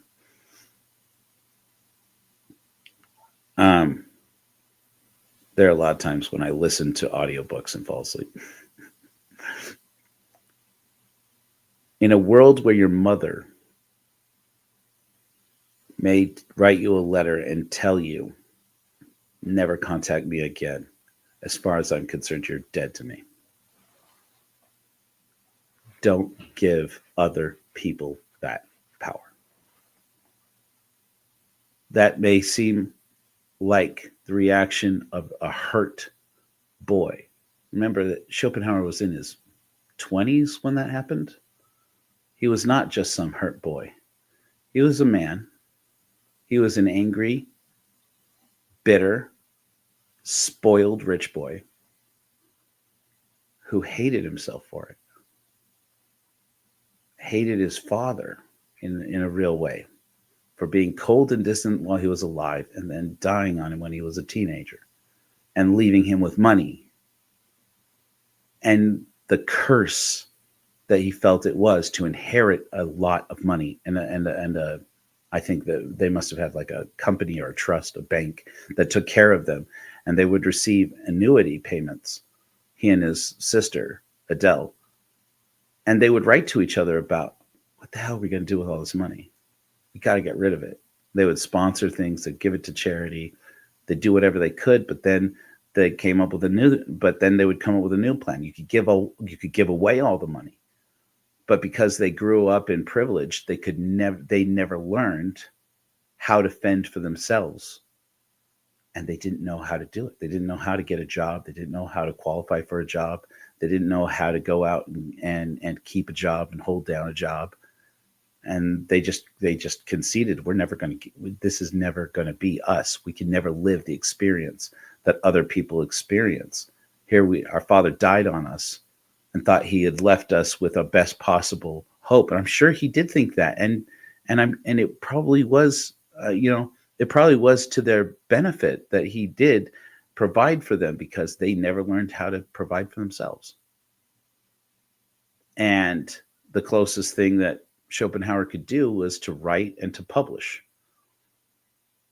But he, instead of letting that frustration and that guilt, the pain, instead of letting that demotivate him, his journey, his work became about turning the pain into wisdom. And so many people have gotten so much from his writings and from his philosophy, which wasn't 100% true. There are holes in it, but it was a huge leap forward from which some of the greatest thinkers in history have sprung. Of those I've mentioned two here, and I'll mention them many times because of the ones I've read and the ones that I've really connected to. And that was Albert Camus, and especially with the myth of Sisyphus, which really was the next phase that really transformed my life personally. So that's why I talk about it. And Rollo May, with the meaning of anxiety, man's search for himself, love and will. All of it was because of Schopenhauer. And so this is where I'll wrap this up, and then afterwards I'm going to create a linger longer. Once again, I'm sorry I didn't have it. I didn't have a link prepared for it in case people want to join us. All's well that ends, again, comes from the Muppets. It's the two old codgers in the thing. What's their bucket? The two old men in the balcony, and they say, "Oh, I always saw all that ends well, all's well that ends well," which of course is Shakespeare. And the other one says, "I say all's well that ends." True. It's like Jim Henson threw that wisdom at us. It's true. Well, I don't know if Jim Henson wrote that line. A lot of his lines, I think, were written by the other puppeteers. I don't know who does the voices, but all's well that ends is true. That is true. It's the essence of what Schopenhauer really taught. Get to know yourself as a mortal being who has this chance, this one brief moment, flash in the dark. That's mine. I'm not in love with it, but I'm kind of in love with it. But this idea that you flash in the dark, get comfortable with it. My existential crisis taught me that I had learned some wisdom here from Schopenhauer and from me, and from my own journey, and from Rollo May. People are going to get sick of me saying these people's names. Rollo changed my life. And these painters changed my life. Oh my gosh. I want to shoot off on some tangents here, but I'm trying to wrap this up, so I'm going to just keep going with this. One of the things that I've struggled with the most in my existential crisis, for physiological reasons, as well as for anxiety reasons, is anxiety when I would try to sleep at night. And because I spent years where I did not get a full night's sleep ever. And it's one of my main problems is making sure that I get enough sleep, because I would lay down at night and I would be racked with anxiety. And this is a very common thing a lot of people feel in life, where you get, that voice that tells you remember that one time you said this or you did this stupid thing, and hey, let's spend the rest of the night feeling guilty about that and thinking to yourself over and over again, you're such a piece of shit because you do stupid things like this and you make people irritated and you blah blah blah blah blah blah blah. Can't believe you said that one thing that one time. So and then feeling guilty about it, or you start to think about, am I going to lose my job? How will I provide for my children after I lose my job? How am I going to, maybe I definitely chose the wrong career. I definitely chose the wrong major. I should have quit early. I should have dropped out of college. I shouldn't have dropped out of college. I should have done this. I shouldn't have done this. I should have done this. I shouldn't have done this. Whatever it is. And you sit there and you just play over in your head all the ways in which you are just a stupid, useless piece of shit. And I would do this again and again and again and again and again, day after day for years. And everybody in my life suffered for it. It felt like, no, this is just me. I deceived myself into believing that it just affected me. Oh, everybody else is asleep. Molly's asleep. The kids are asleep.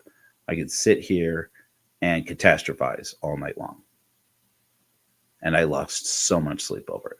And a lot of people out there know this. I'm reaching now live on the internet, and in the future, I'm reaching somebody with this. If you're doing that, stop fighting it. And try this. It's the greatest wisdom in the world I have ever acquired for anxiety.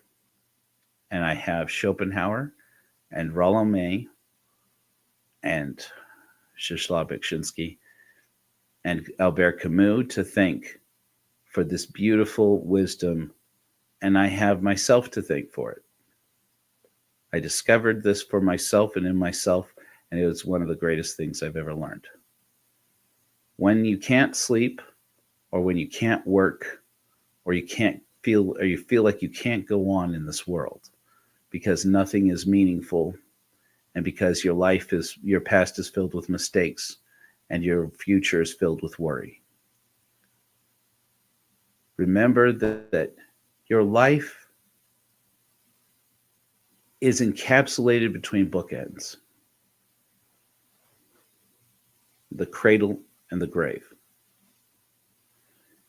And it's when we are uncomfortable with our solitude, uncomfortable with our own company, that we come to dread this concept that your life has bookends of the cradle and the grave. There's this natural will, this will to live, to survive inside of you that kicks against that and says, no, I'm going to live. I'm going to survive.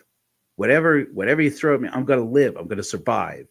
This self-preservation that people tend to think is so important, and it is, it's not that important. Because when you really look at it, you'll see that is determining that your life is the shelf before and after the book ends. But your life is not the shelf. Your life is the books. And you are the author of your books. These books, from the cradle till now, they're already written. And there will surely be moments in there. I hope in your books that you have written so far, there are moments of beautiful joy. I hope you fell in love. It's one of the most wonderful things that there is. If you had children, I hope that you had moments where they just filled you with the spark of joy. And those books from that bookend until now, I hope that they have been filled as much as possible with wonderful experiences, and more than a little bit of debauchery, and more than a little bit of rebellion, more than a little bit of taking back from some authority. That's my shit that I'm dealing with, and I love it. I don't shy away from it. I hope that the books of your life, the pages of your life from your birth until now, have had so many wonderful things. I know that the rest of those pages are filled with hurt.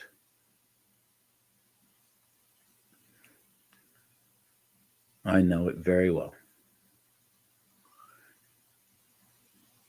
Do yourself a favor. Stop reading that book. Every book of your childhood, your teenage years, your adolescence, your existential crises, yes, your joys, your marriages. How many are there by now? How many relationships?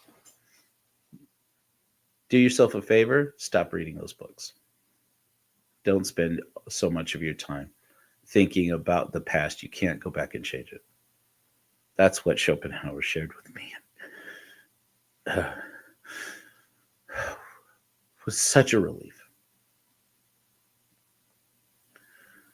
And don't try and read the books that aren't written between here and that other bookend. You don't know what's in those books. You can guess, sure. You can predict, and some of those predictions will be true. If you live to old age, your body will hurt a lot. That's a thing of these people who want to live forever. Brian, what's his bucket? This ex-Mormon who thinks that he's invented some stack of medicine that can help him to stop death. Don't. It's the most insane thing, these transhumanists, in my opinion. I think transhumanists are out of their minds. I do think so.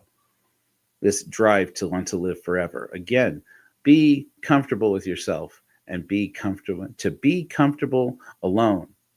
And to be comfortable with yourself is to embrace fully your mortality and that you will cease to exist. Stop looking for immortality and the eternal life of man. It's bullshit. And if you could attain it, you'd be miserable. That if there is a hell, that is hell. That is the eternal hell. It's just this fear, this will inside that tells you have to survive, you have to survive, you have to survive. It is a natural instinct that is not educated, and it must be educated. You are a reasoning person. This is why I call this the light of reason. You must learn to be comfortable with this. Don't write the book pages, the books of your future. Don't write the books of your future. You don't know what's going to happen. Write the page of today. And if that means right now, as you get to the end of the day, when you need your rest, because that's when your brain repairs trauma. It's a scientific principle, but it's a philosophical one. It's a spiritual one. I tell myself every time I go to lie down, I'm going to take all of this that I'm carrying right now on my shoulders. I'm going to take it off. And I'm going to lay it aside. And I'm just going to give myself the chance to rest. I'm going to lay my burden by. That's a religious saying, but it's one that I do every day when I go to sleep. I am going to lay my burden by. And if I die while I sleep, and that is the end of me, that's okay. If this is my last breath, like Schopenhauer, remember I told you about Schopenhauer's last day in life. He told his friend, I'm not going to finish my work, and I'm sorry about that. But I'm okay with it too. But I'm okay with that this is the end. And I'm at peace. And then he took his last breath. And he was gone, which is a misnomer. He didn't go anywhere. He was just gone from here. And it was okay. Everyone does it. Everyone dies. And when you meet that bookend, this is the thing, that last bookend, you know more or less the bookend of your cradle. You know when that all started. And you know this history until now. You don't know when this other bookend at the end is going to come. So many people in our world, in our modern world, go in a car accident or in an untimely illness. And we make a virtue out of only ending your life with an unexpected end, because we have this deluded fantasy again that the only way to live a virtuous life is to live the rest of your life as if death will never come. And it's ridiculous. And it fills our lives with so much more pain and dread than is necessary. And in case you are curious if it's possible to live your life with a meaningful, satisfying way without the deluded fantasy that you are needed forever and deserve to live forever, and that you would be best off if you lived forever beyond the death of your body. If you let that control and guide your self-worth and your self-esteem, it will fill your life with hell. That is hell. If there is any hell, that is hell. It's not just that comparison is the thief of joy. Comparison and your life and surrounding yourself with social interaction and other people. It's just a way that your brain tries to muddy up the waters and make it hard to see your own pain within. Trying to run away with it, trying to distract yourself. We do the same thing with Netflix and binge watching. We do the same thing with music oftentimes. I've done a lot of prep work for my book. And learning about how my favorite painter, Czesław Beksinski tried to console himself with music. And he would paint to music, but then when he was done painting, he would listen to music, and then he'd go to sleep with music. He filled his whole life with music, running and running and running and running and running from his pain, trying to find ways to drown out the pain, I'm convinced. They say that he had OCD. I think he just, and maybe it was autism, and it turns out OCD and autism may be on the same spectrum. I think there definitely was hypervigilance there. I'm learning a lot about myself now that I can use this word to describe my experience as hypervigilance. I'm learning so much from this. I mean to do a lot of reading and studying about that now. But we spend our lives running away from this willingness to be comfortable with ourselves. We spend our lives trying to escape being comfortable with death. I've talked before about how I've been developing for a while, and it's been difficult to really nail it down exactly, but there's this guided meditation I've been working on that I call the 4 gates, because Rollo May taught me about this. Really, our fear of death comes in 4 phases. One is that we're afraid of mortality, the fact that we will die. Until you can get past that, until you can tell yourself, you can lie down at night and say, I could die tonight, and that's okay. I could take my last breath now, and that's okay. Until you can get comfortable with that, you can't get to the other ones. And the other ones are not heavier, but they're very different than just this dread of that you won't live forever. First of all, there's freedom. This idea that you are responsible for your choices and nobody else is responsible for them. Even the circumstances that place you where you have to make a choice are not going to free you from the fact that you made the choices that you make. You're not responsible for everything that happens to you, but you are responsible for the things that you do with it. And that can be a very empowering thing. I often tell people, look, Gandalf the Grey gave us everything you need for this. I like pop culture references because they're easier for people to grab than philosophy, right? But I've told this story before. I'm going to do it again. I'm just going to do it again. I'm going to stop apologizing for doing this. But there's this moment in you've seen the movie, right? The Fellowship of the Ring, and Frodo says to Gandalf, "I wish the ring had never come to me. I wish none of this had ever happened." And Gandalf says, "So do all who live to see such times, but it is not yours to decide. All that there is left to decide is what to do with the time that is given to you." Yes, that exactly. That is the resolution of freedom. Freedom is a burden, believe it or not. Rollo May used to talk about cigarette cartons. And he said, you wanted the best example of this is the black box that the Surgeon General puts on cigarettes. Who is dumb enough to think that cigarettes don't kill you? But they have to put a box on it. They have to put a symbol on it. They have to put a box on every carton. They have to pass a law to remind you these are bad for you. And there's so many things that we do on a regular basis that they don't put black labels on, but this is the one that we were aware of because an industry profited from it so significantly, the tobacco industry. And he says, and in a way, it's you take away people's responsibility, and it has this deleterious effect we don't even think about. Because the black box label is on cigarettes and it's not on anything else. Everything else feels a little bit questionable as to whether or not it's bad for you. When so many things in this world are just as bad for you as cigarettes. Well, cigarettes are pretty bad though.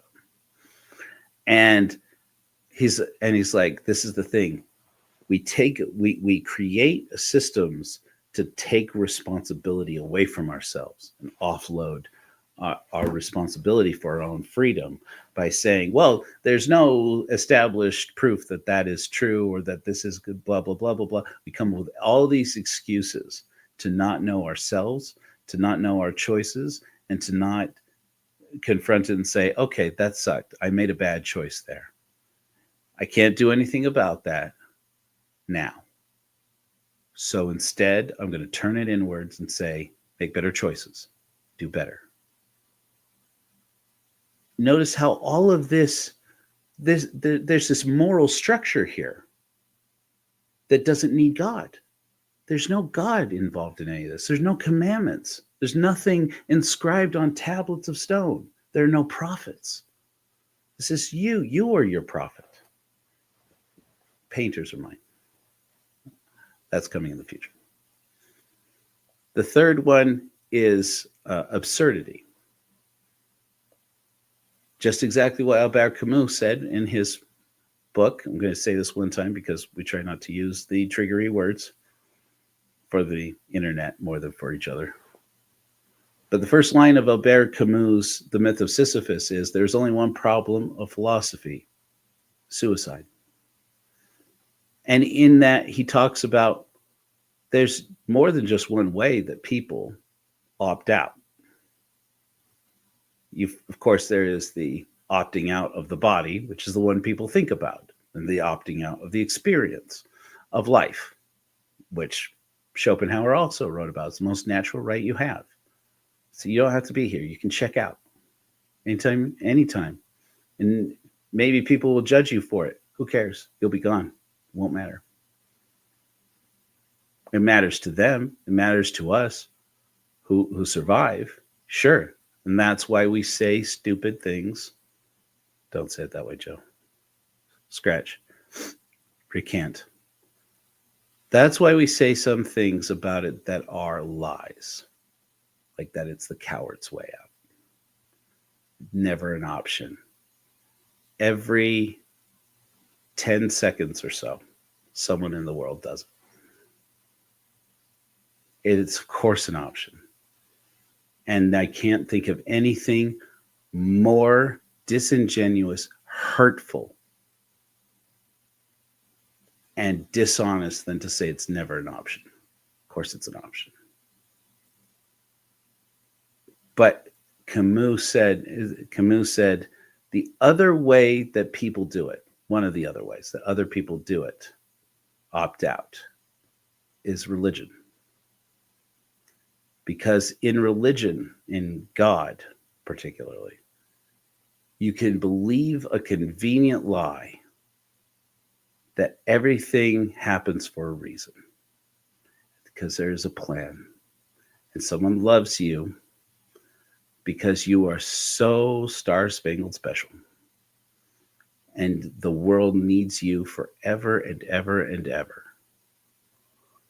And that is a pernicious, hurtful lie that we start to believe and that we teach children, most dangerously of all, to believe in order to avoid this responsibility for our own inner world and our own journey.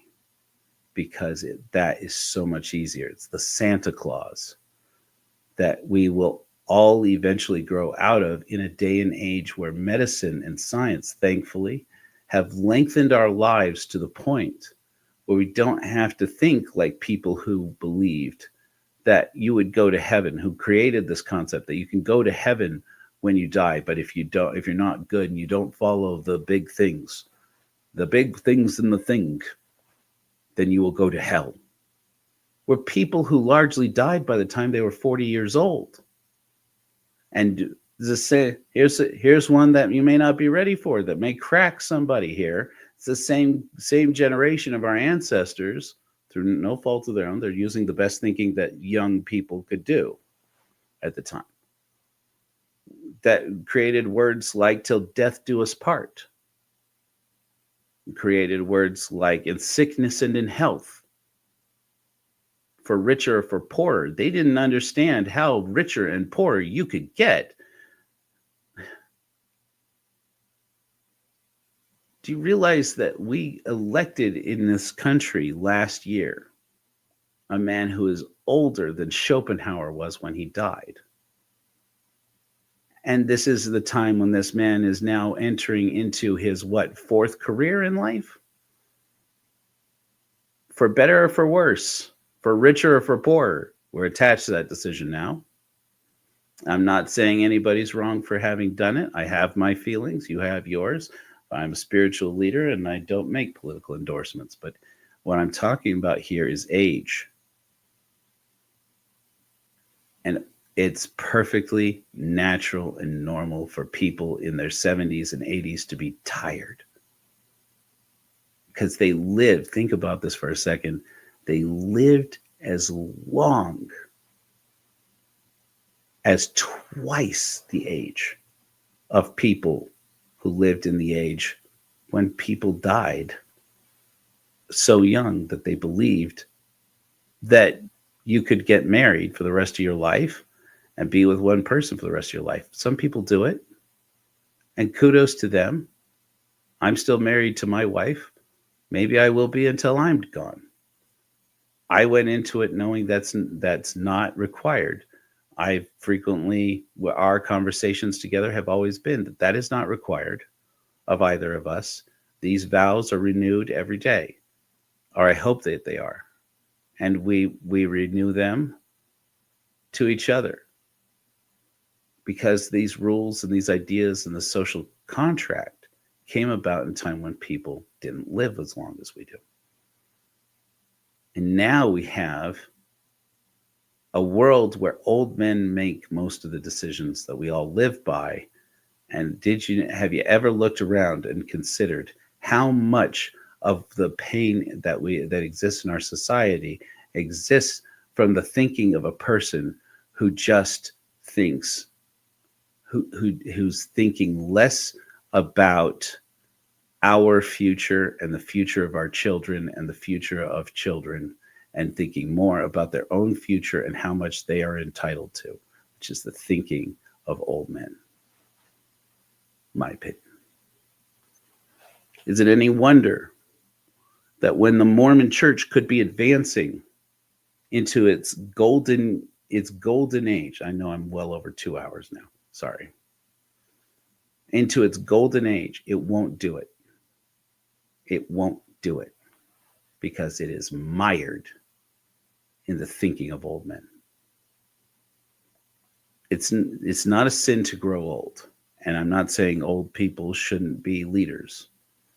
I'm just saying when we convince ourselves that we are going to live forever and we deserve to, and everybody needs us forever, that is when we do our worst thinking.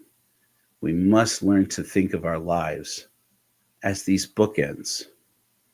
More importantly, as the books in between these bookends. And I go to sleep every night and think to myself, and somebody out there will think this is dangerous. Okay, maybe it's dangerous. But I sleep better than I have ever slept in my life. The other thing is to support your neck and lie on your back while you sleep, even if it's uncomfortable. Support your neck. You can roll up a towel and put rubber bands around it and put it underneath your neck so that your head rolls back and opens up your airway. That's the other thing.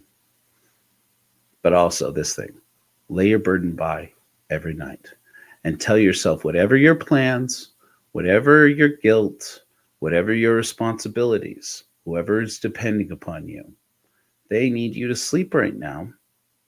So let this be your last breath if that's what it is. And just let that breath go. I love it.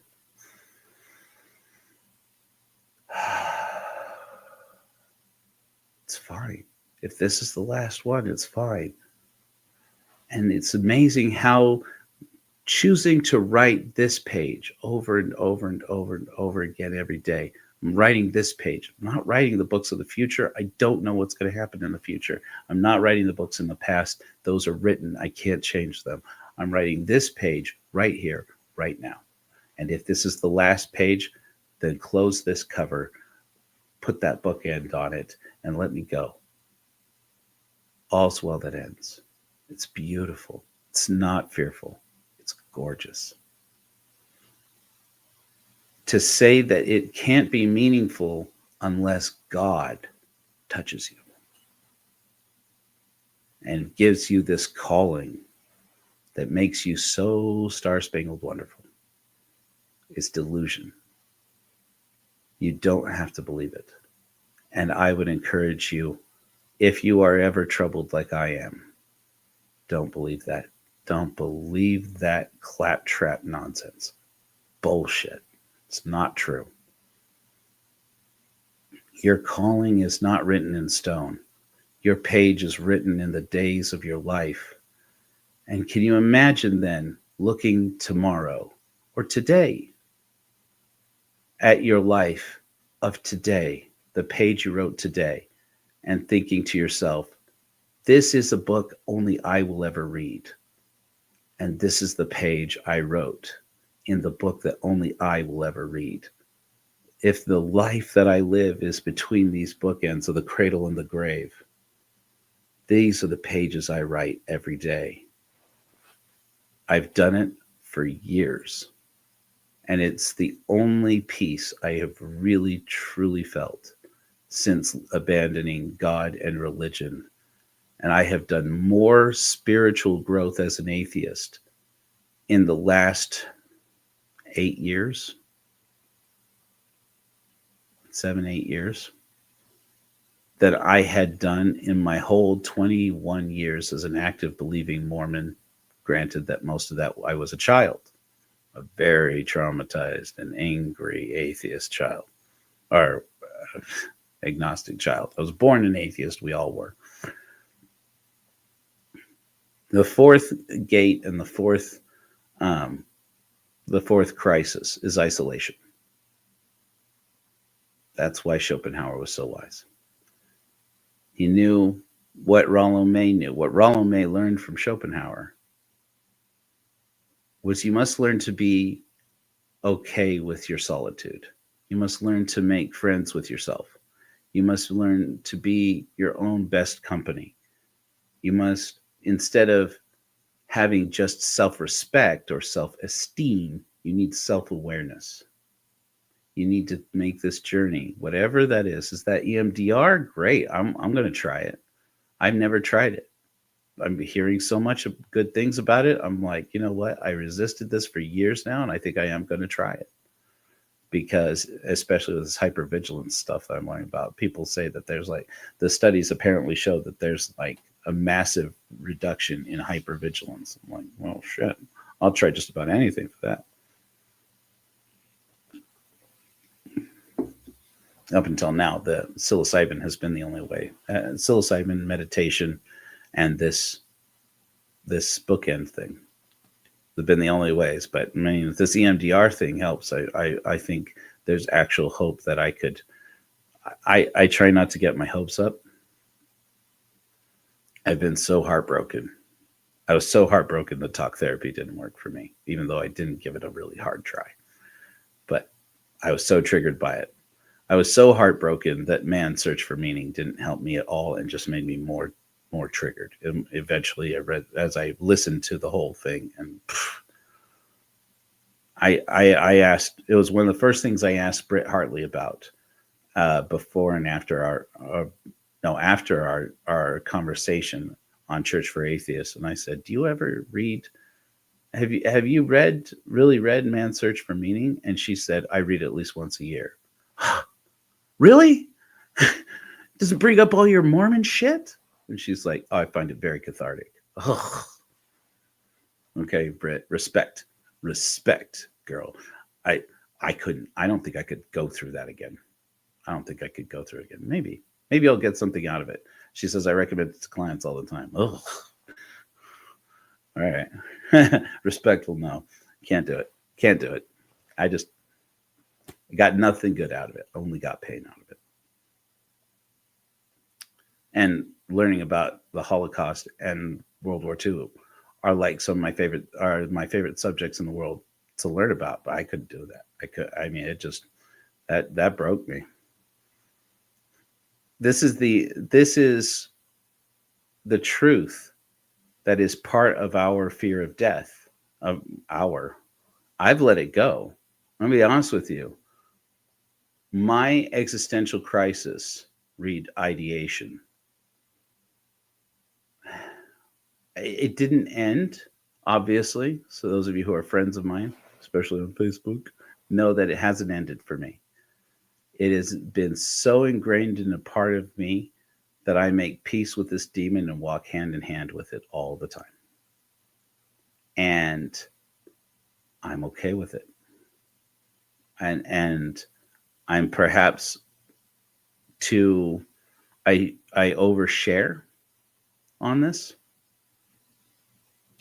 I share too much. But and I try not to, but I also believe that this is part of my journey, is to share with other people that you can live with this and you can let it flare up when it needs to flare up, and you can manage it. You can, what's the word? Regulate it.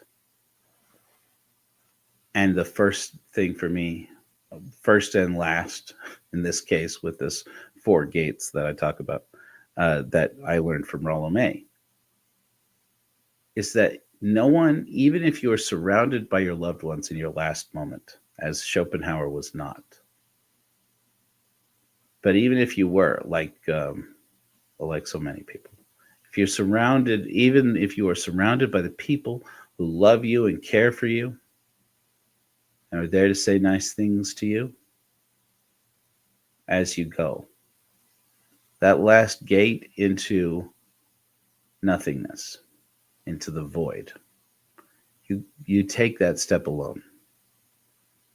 And that makes total sense, because the bookend that complements that first bookend.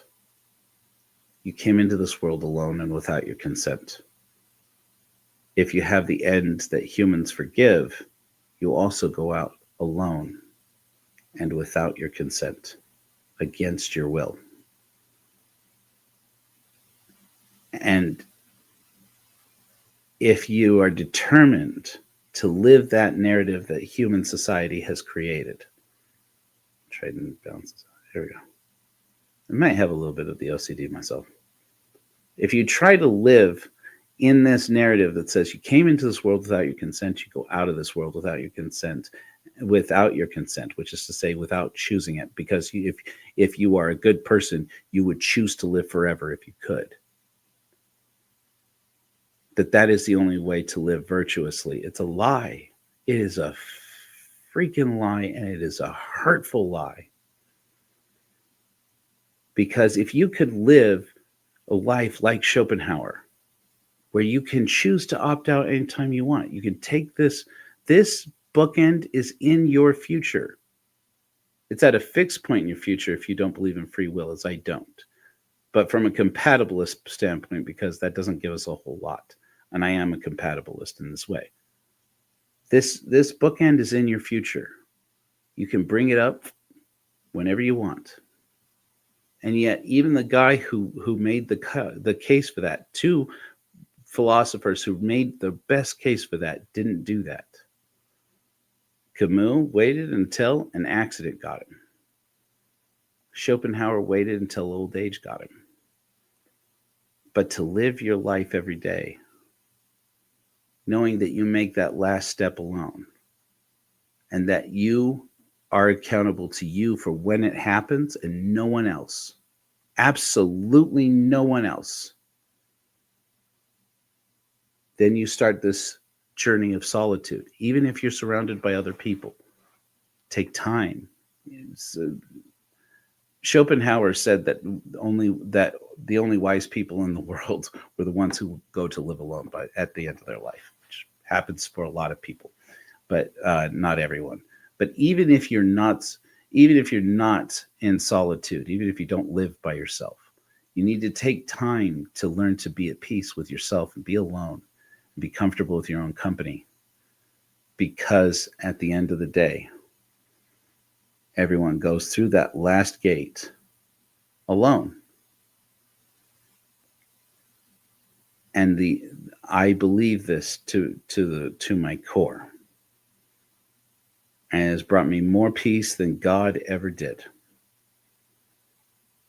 That to understand that that last gate is the gate to annihilation, to seizure of being, and to be comfortable with it is the strength to be comfortable alone and to know this person inside, be aware of what they feel.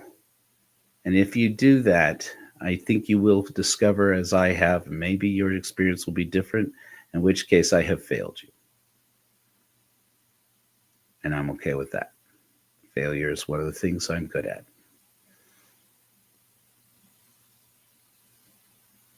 You are tired. And the older you get, the more tired you will feel. And the more that it will call to you to say, lay this burden by, especially as the days wear long and you do more things and you take on more responsibility, especially as you become more responsible for children, as you become more responsible for yourself, as you become responsible for your community, you take more responsibilities, you gather more friends, you gather more people into your life. Is the more that this solitude, the more important this solitude is, and this comfortability, the self-awareness, it becomes. You are accountable to yourself to live your life as if every day you could say to yourself, that was the page I wrote. Whatever the setbacks you have, whatever the challenges, they will happen frequently. Whatever your failures, you prove something to yourself every day that you lie down and say, whatever my failure or success, I tried and I wrote this page comfortable with myself, living on my own terms, living the way, writing this page as I wanted to write it today. You will find that every day of your life, you have meaning. That meaning doesn't come from a calling you have in life. It doesn't come from a God who looks down at you. It doesn't come from abiding by things that are written in stone. It comes from in here. This is the light of reason, in my opinion. This is what I have come to be comfortable with. I still don't love being alive. I pretty thoroughly hate it. But every day of my life, since I came to understand this principle and to live in this way, it feels meaningful. And this phrase came up for me again and again. I say it. I tell people I would stitch this on every pillow if you're going to stitch a saying on a pillow, cross stitch on a pillow. If it matters to me, then it matters. In fact, it's all that matters. For something to matter is for somebody to put it in context of something else. The only person who puts your pain and your joy, your time and the hours of your days into context is the person who is aware of your pain, the person who is aware of your joy, the person who's aware of your frustrations and your setbacks, the person who is aware of your success and the thrill of achievement. The only person who knows those pages of those books between your bookends is you. And so when we let charlatans and, yes, sometimes well-meaning people who cannot get this concept to confuse us and sell us the deluded fantasy that life is before and after the bookshelves, that life is the shelf and not the pages in between your bookends. Those are the people who are accelerating our pain to an unnecessary place and taking advantage of our natural will to live, to weaponize it for a very simple reason. Benjamin Franklin said it best. Nothing in life is certain but death and taxes. You look to every one of any person who would tell you, no, it's never an option. And it never makes sense. And anybody who chooses it is not thinking clearly. You know what I'm talking about.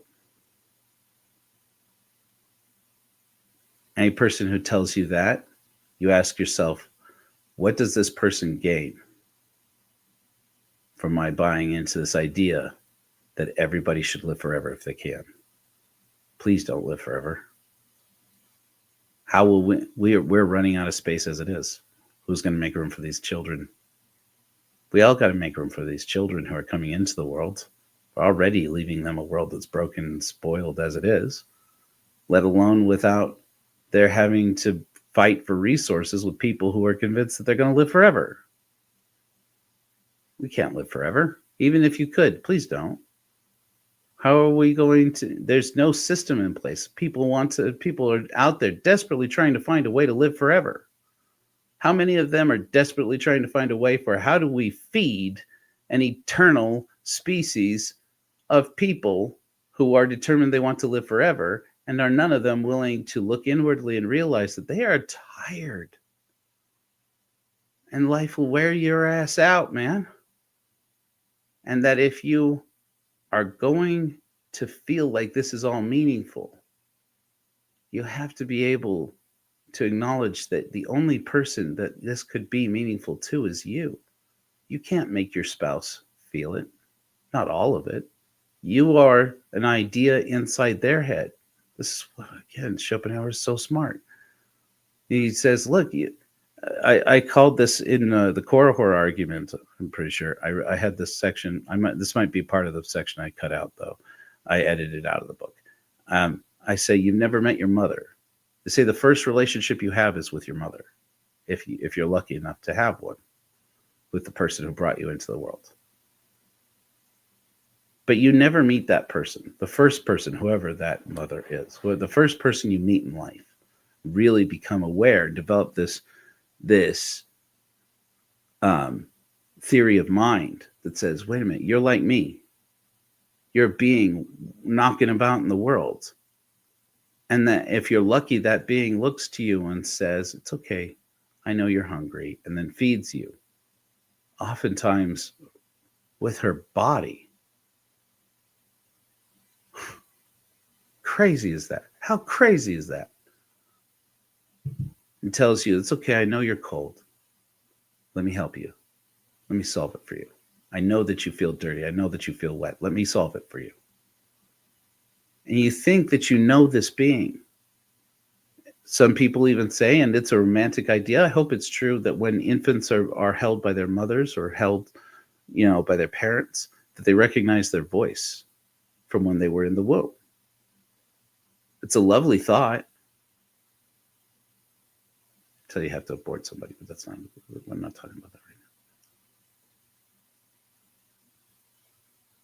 Even then, your representation of that person is not in your head, is in your head.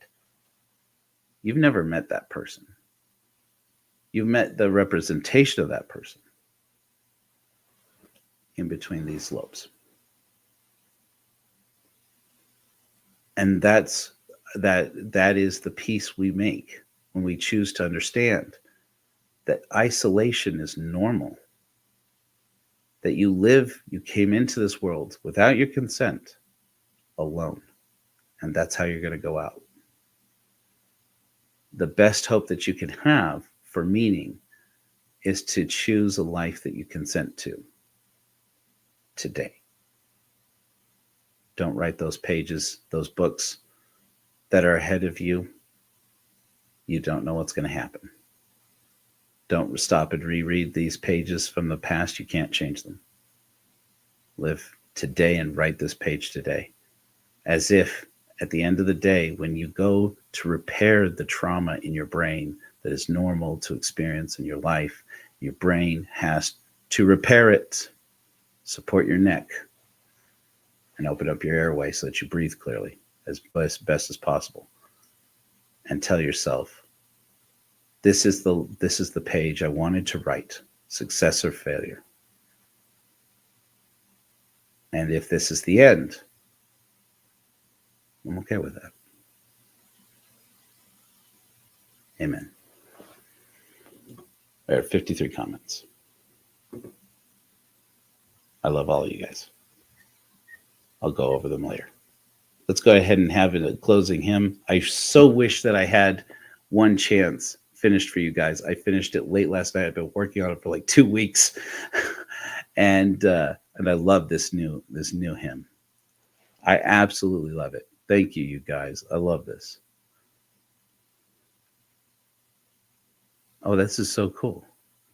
Now I'm sorry that I had my comments closed all this time. You guys are having great conversations. I love it. I love this.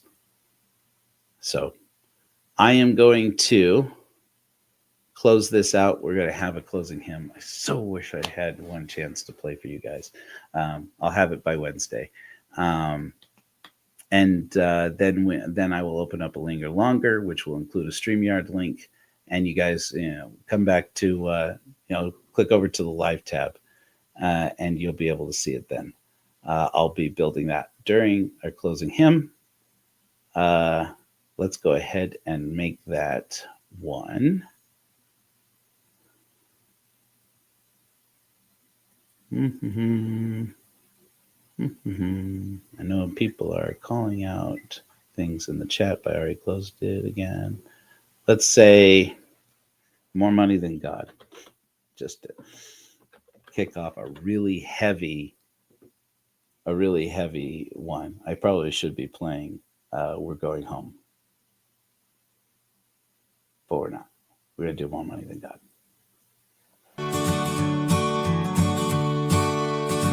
We built this hall with borrowed bills, wrote these songs on broken windowsills. Our altar's made of old tin foil, a godless church built on digital soil. But if the poor church mice who passed those plates woke up with a Robin Hoods in their face, we'd rob St. Peter right down to the floor, finally make their God stand for something more. Oh, we'd fleece Mammon's coffers, their starving flock to feed, send them back to Jesus without their means. So those Judas steeples into unholy sod, at last we'd have more money than God. If Uncle Sam had their money, he could feed the folks they don't. The godly men get elected so that they won't, while they dance round the mountain with their golden calf, will cast their tablets down on Yahweh's behalf. When saints who pay to pray in their pews look to Korah, get some good news. Oh, we'd fleece Mammon's coffers, their starving flock to feed, send them back to Jesus without their means. So those Judas steeples into unholy sod, at last we'd have more money than God. Their golden gates won't let us in, nor the widows might redeem their sins. Graven images paint a hell so bold, but golden plates can't indulge their souls. With their 30 pieces of silver we'll escape their hell. If they try to stop us, we'll ring their bell. If they get up the nights on their graves, we'll trod, finally have more money than God.